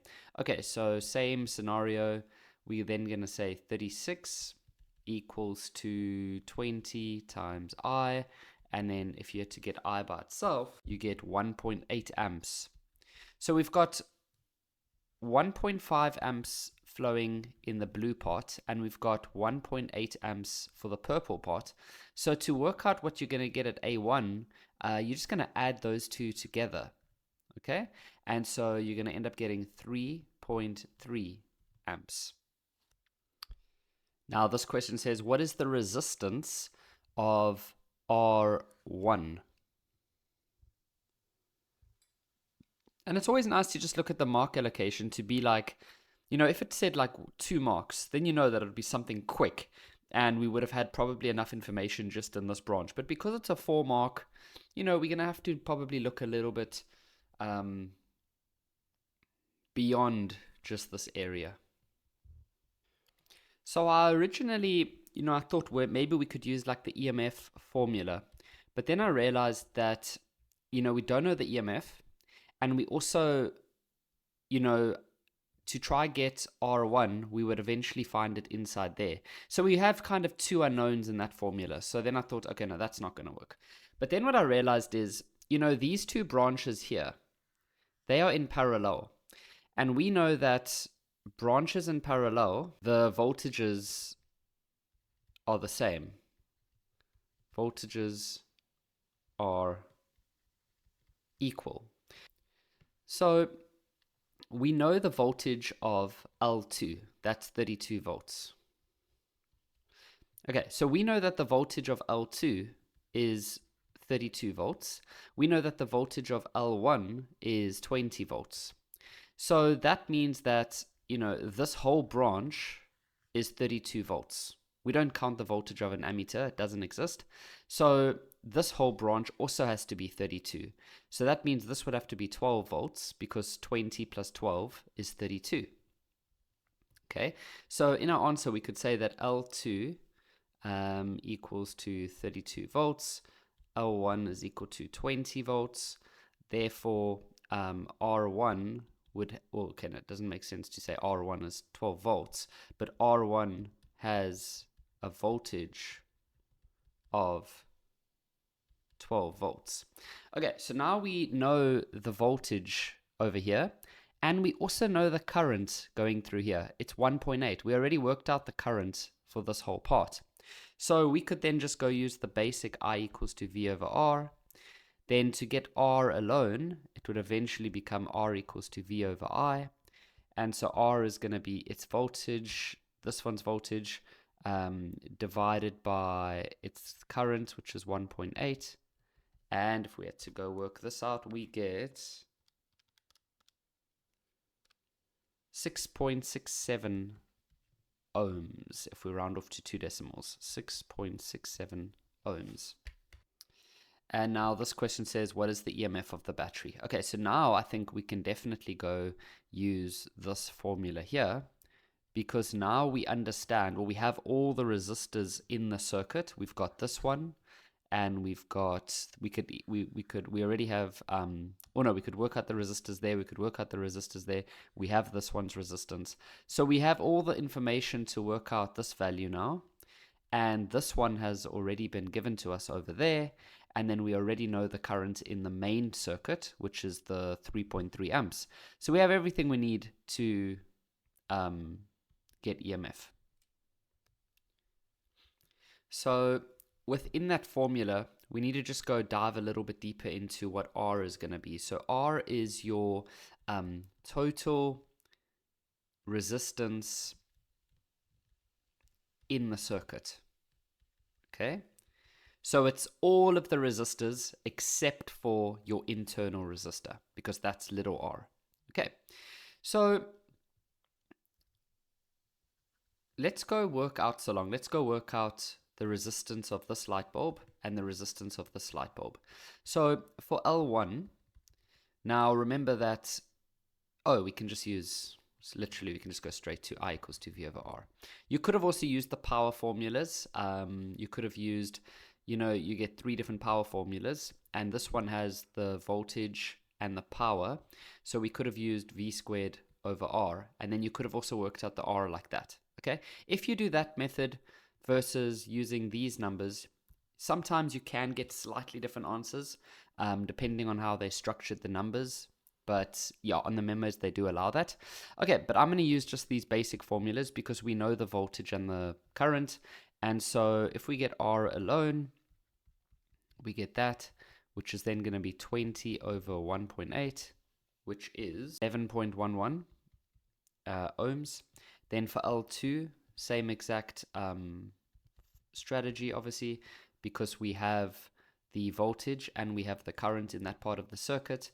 And so R is V over I. And so that's going to be equal to 32 over 1.5, which is 21.33 ohms. Okay, so what we can then do is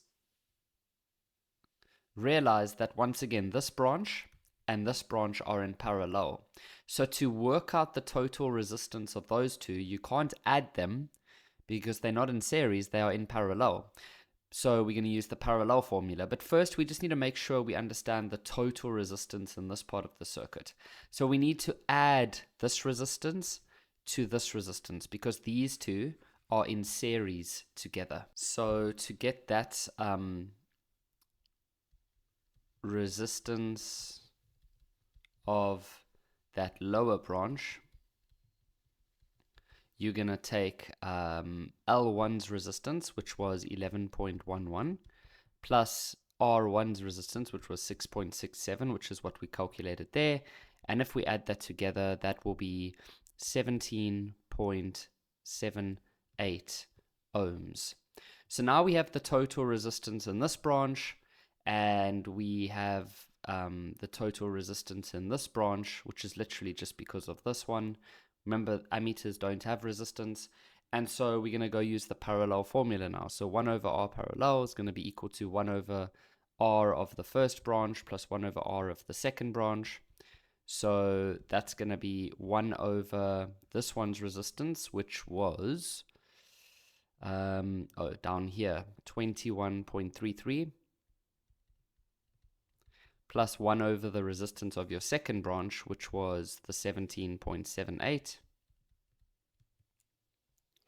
And so if you carry on working that out, you're going to get 1 over R parallel equals, then you just type all of that on your calculator, and okay, you end up with, now don't round off because we're going to flip this all upside down now, 1,25295. Now to get R parallel alone, you just flip that around and you end up getting 1 over that value. Okay. And you should eventually end up with, sorry, I'm writing all over the place, but you should eventually get the R parallel as 9.7 if we round off. So where did I write this? 9.7 ohms.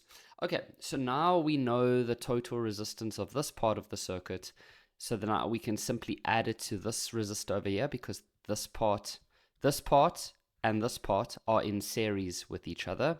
So R is now going to be 9.7 plus 4, which is going to be 13.7 ohms. So now we have the main R over here, so now we can easily work out the EMF. This current, when you use this formula, is always the main current in the circuit, which is the 3.3.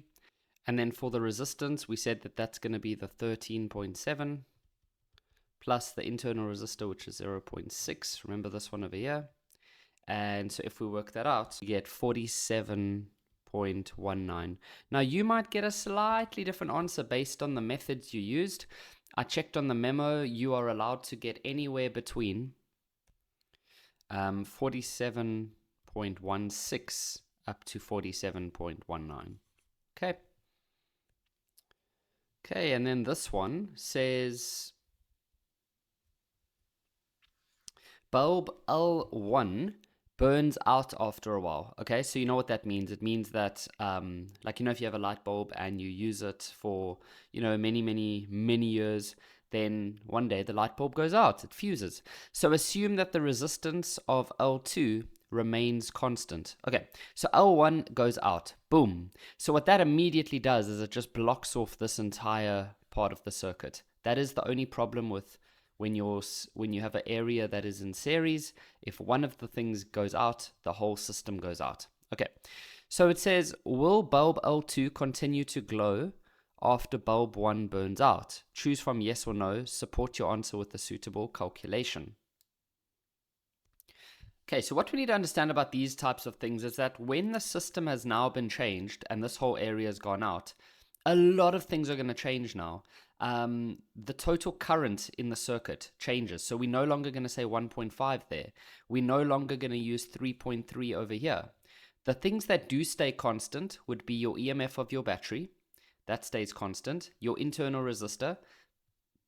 Any resistance value stays constant.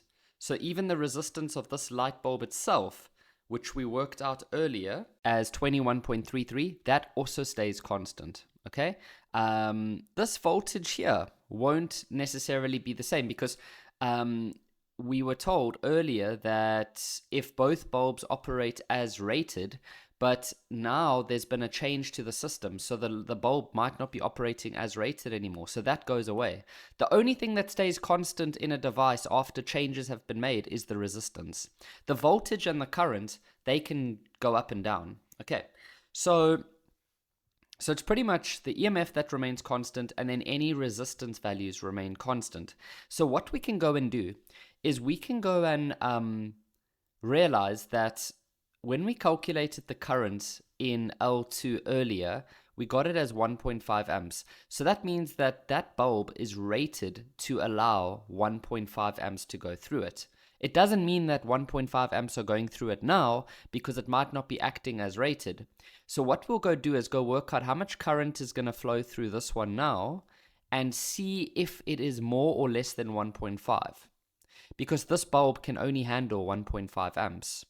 So this whole part of the circuit's completely gone.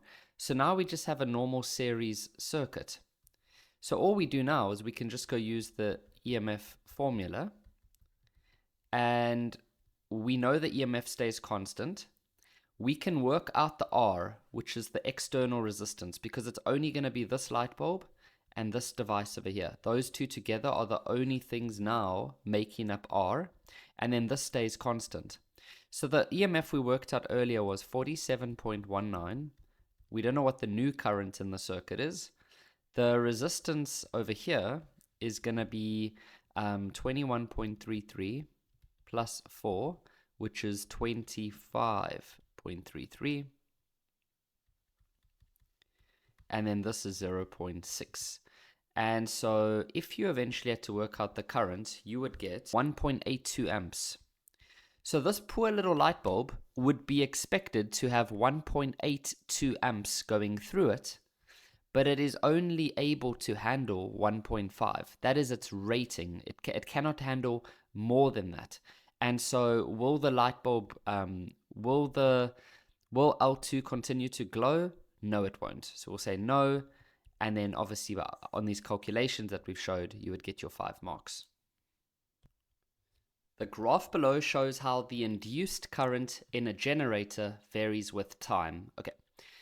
Name the type of generator. Choose AC or DC. So this is definitely going to be a DC. If it was an AC, then your graph would be above and below, like that. That just shows that it can go in one direction and the other direction, whereas with a DC current, it only goes in one direction. Okay, so it is going to be DC. Now, state the energy conversion that takes place in this generator. So generators, think about what generators are useful for. Like ESCOM uses generators to do what? It is to generate electricity. So the end product is definitely going to be electrical energy. What do we start with though? Well, that is going to be mechanical, which is the rotation of the generator. Remember, in all the drawings we normally do, we've always got like when it's a generator, you always have some type of like a handle. And so that is the thing that you rotate. So that's mechanical. And then after you rotate it, you produce electricity. And so we're converting it into electrical. And this one, give a reason why this generator is not suitable for the transmission of electricity over long distances. Okay, so let's give a little quick discussion about this. I find this quite interesting. So when we are busy making electricity in South Africa, generally we're going to start here at ESCOM, okay? Now, and then we need to get that electricity to your house. Now, that sometimes, it's going to span over long distances. So along the journey, when it goes through the power lines, we want to lose as little energy as possible. So for example, if we are generating, let's say we're generating 1,000 watts over here, in an ideal world, you would want 1,000 watts to arrive at your house. But obviously that doesn't happen because in life, there's always losses along the way. And that is because as the electricity flows, obviously there's heat and we lose some of that electricity. So we want the current to be as low as possible when you are transporting the electricity. But we know that power is equal to V times I. So if your power is like a constant, let's say we have 1,000 watts that we're trying to transfer. If you want your current to be as low as possible, well then that would make your power go down. So what we do in real life is we then make the voltage nice and high so that it balances out so that your power stays constant. So what we do is we step the voltage up and we lower the current. So we lower the current. And then just before it gets to your house cannot handle very high voltages. So what we then do just before it gets to your house is we step the voltage down. And then we step the current, or we increase the current again. So we increase I. So, and scientists have shown that if we can keep the current as low as possible while we are transferring, we lose as little energy as possible. So there are things called transformers. And what they do is they can step the voltage up and step the voltage down. So transformers step voltage up or down. Now, here's the important part. Transformers can only work with alternating current. Okay? A transformer cannot work with direct current. And so for your answer for 1 mark, you can literally say transformers use AC, or you could say like transformers don't use DC, whatever. Transformers use AC. Okay. This question says, calculate the frequency at which the coil rotates in the generator. So what we can see, well, let's just talk about what is frequency. Frequency is the number of cycles every second. Okay? So we know that, like, for example, on a AC graph, that is 1 cycle. Okay? So on a DC graph, that is 1 cycle. So here we've done 1, over there, and then we've done 2. So we've done 2 cycles, and the amount of time that took was 0.04 seconds. And so if you work that out, it's doing 50. So, well, you get 50. So that's 50 hertz. What that means is that if you had to go all the way to 1 second, if this graph had to keep going all the way to 1 second, you would see that there would be 50 cycles. Okay, and then this question, define the term root mean square current. Okay, so there it is there. Root mean square current is the alternating current that dissipates the same amount of energy as an equivalent DC current. 9.6. Calculate the root mean square current delivered by the generator. Okay, so on our formula sheet, we have these formulas over here. Okay, now they want the root mean square current, so that's this one over here. So IRMS is equal to the maximum divided by the square root of 2. So very easy, you just look on the graph. Here's the maximum over here, which is at 1.2, and that's going to be divided by the square root of 2, and that'll give us 0.85 amps. 0.85 amps. Okay, and then this last one says that the graph below shows how the induced current varies with time after a change was made to the operation.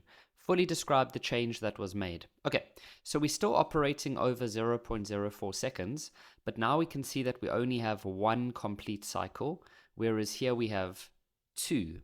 Okay, we can also see that the total current goes from 1.2 to 0.6. So they've definitely lowered the output. So what they would have done is they would have just, how do I explain this? They rotated the generator. You know that it rotates. They would have just halved the speed at which it rotates. So speed of rotation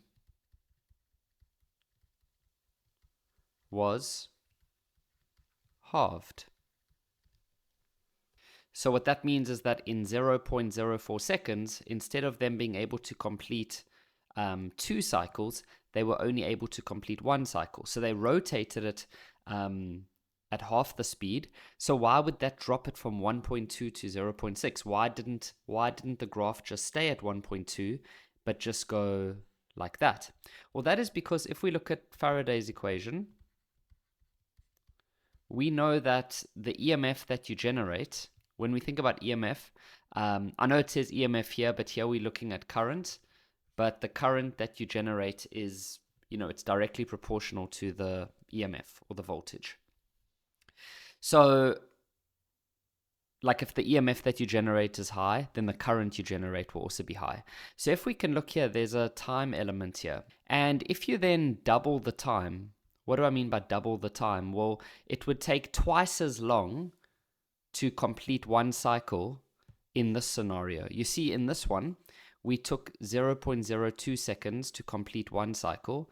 Now we're taking 0.04 seconds to complete 1 cycle. So we're doubling the time. So this part here is being doubled.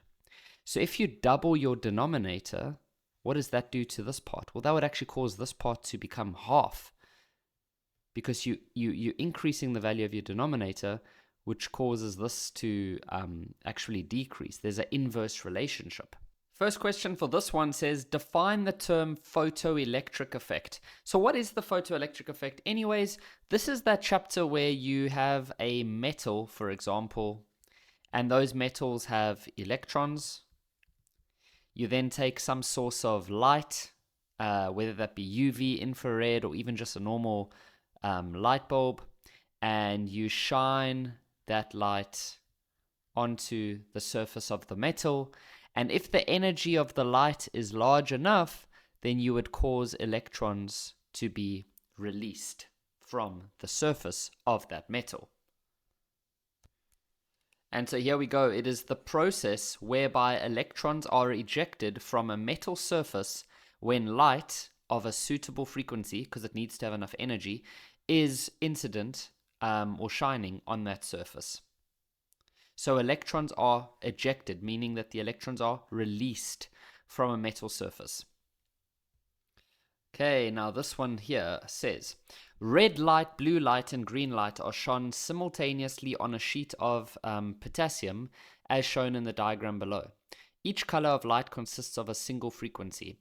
Two maximum kinetic energies are possible, namely that and that. Each ejected electron has only one of these maximum kinetic energies. Okay, this one. Which color of light is responsible for the electron that has a kinetic energy of this? This is very easy. That's why it's only 1 mark. And then explain for 2 marks. Okay, but let me quickly explain. It's very, very straightforward.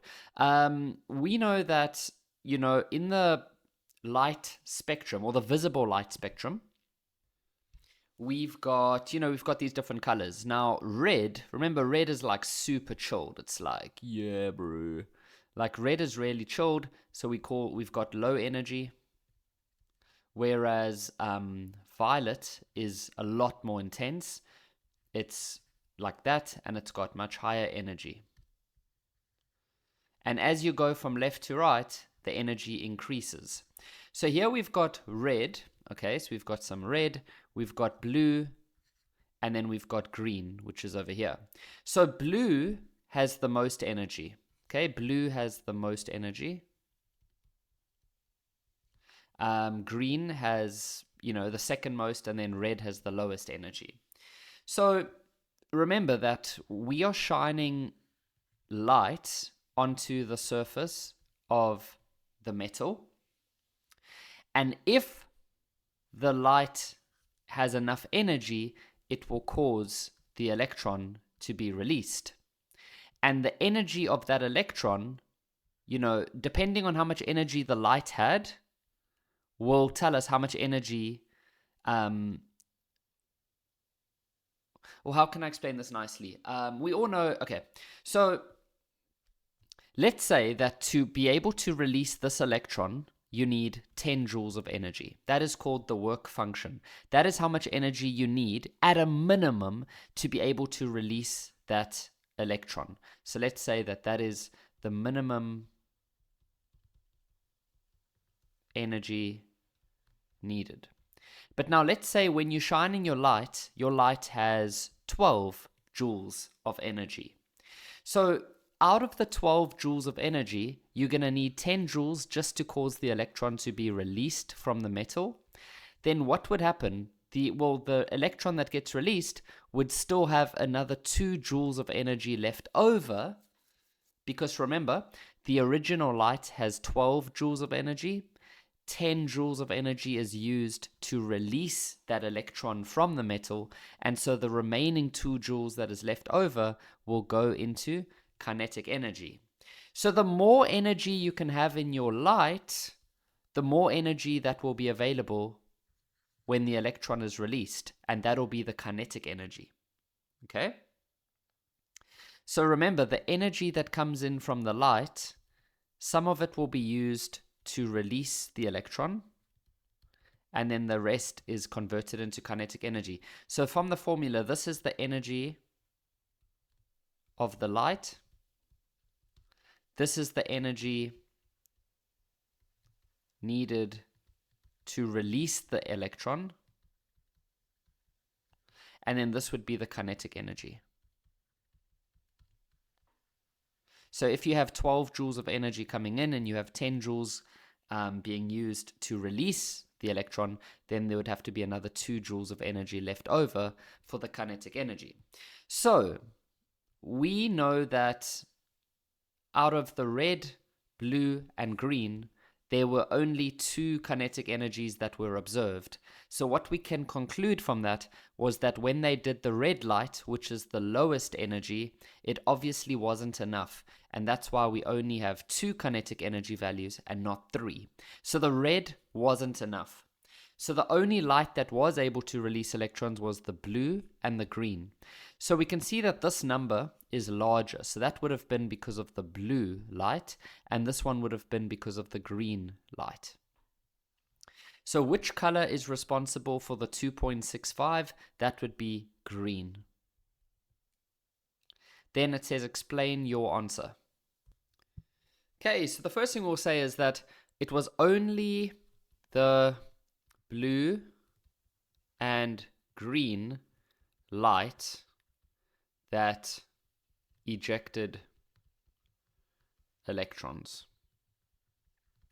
Then we can say that green light is less energetic than blue light. All right, now it says that the electrons with a maximum kinetic energy of this one, which is the green, are ejected by light that has a frequency of that. Calculate the frequency of the light that ejected electrons with that. Super cool. So what we need to understand, guys, is that they've given you more information for the green. So we will start with that, and we will use that to help us work out the information that we need about the piece of metal, which is the work function. Once we have that, then we can use that same work function for the blue light, because it's the same piece of metal.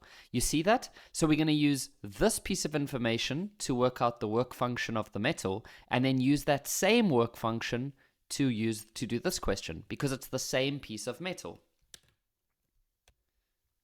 So here are the different formulas from this chapter. This here is pretty much the main one, and then to work out that, use this formula over here. To work out that, you're going to use that formula there, or sometimes you just leave it as it is, and then EK max, we know that is that over there. So this is the formula, okay? So E equals to W0 plus EK max. Now E this is going to be the energy of the light itself, okay? This here is called your work function, which is the metal. Work function of the metal, and then this here is the kinetic energy of the electron that is released. Kinetic energy of the electron that is released. So for this one, they gave us the frequency. Okay, so we're going to have to use this formula for this part over here. So we're going to replace that with HF. We're trying to work out the work function, so we'll just leave that as it is. And then for the kinetic energy, we don't need to go fill in half mv squared, because they gave us the kinetic energy just as it is. So 2.65 times 10 to the negative 20. And then for H, that is a constant, Planck's constant, 6.63 times 10 to the negative 34. So 6.63 times 10 to the negative 34, multiplied by the frequency of that light, which was 5.85 times 10 to the 14, and that's equal to W0 plus 2.65 times 10 to the negative 20. Okay. So I would just go multiply all of this together, and then I would subtract the 2.65 times 10 to the minus 20, and you should eventually end up with a work function of 3.61 times 10 to the minus 19, and that's energy, so it's in joules. Okay, so now we know the work function of this potassium metal, and so now we can go use that same work function, but now we can go work with this one over here. So it says calculate the frequency of the light, so of the ejected electrons. Okay, so then now they want the blue light. This is all about the blue light. Okay, so we're going to go use the exact same formula again. Now we know the kinetic energy and we know the work function of the metal. So we could go quickly just fill in the work function, 3.61 times 10 to the minus 19, which is what we calculated here. And then plus the kinetic energy for that blue is 6.96 times 10 to the negative 20. And so if we're to work that out, I know this isn't the final answer, but for now, if we're to work it out, we get, okay, I'm not going to round off just yet, 4.306 times 10 to the negative 19 joules. But now we know that E can be changed to HF, okay, from this formula here. And then we can then say Planck's constant, which is on your formula sheet, times by the frequency equals to 4.306 times 10 to the minus 19. And then to get F alone, you're just going to take this value, divide by this value. So 6.63 times 10 to the negative 34. So we can cancel it over there. And so F will end up being 6.49 times 10 to the 14. And that's going to be in hertz. Okay, and then this last one says, the intensity of the red light is increased, while the intensities of the blue light and the green light remain the same. What effect will this change have on the rate at which electrons are ejected?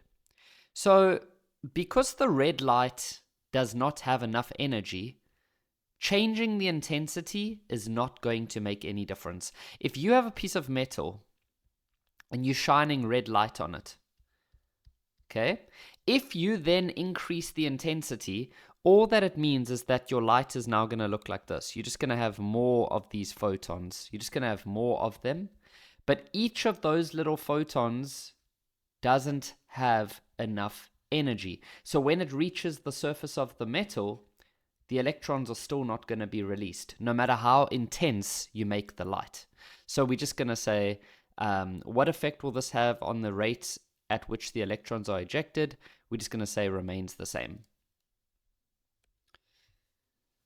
Some of the atoms in a hot gas are in an excited state. The spectrum formed by the hot gas is observed on a screen in a darkened room. The spectrum consists of a specific colored lines on a black background. Name the type of spectrum formed. Okay, so we know that the basics of this section is that if you have an atom, okay, now we know that an atom has a nucleus, which is where the protons and the neutrons are. Then on the outside, we've got energy levels. Okay, I'm just going to do 3 energy levels, so like that. Okay, so remember that this part here, that is your nucleus, and that's where you have your protons plus neutrons. This chapter is not about that. This chapter is all about the electrons that are on the outside. So you might have like 2 electrons here, and then you might have, you know, like 8 electrons on the outside, and you might have maybe 1 electron on the very last energy level.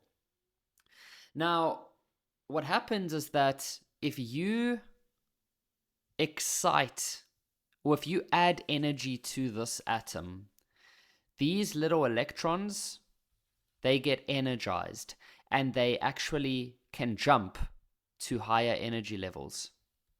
Okay? So when you give enough energy to this electron, for example, it can use that extra energy to jump to a higher energy level. And if it has more energy, it could even jump to the next one.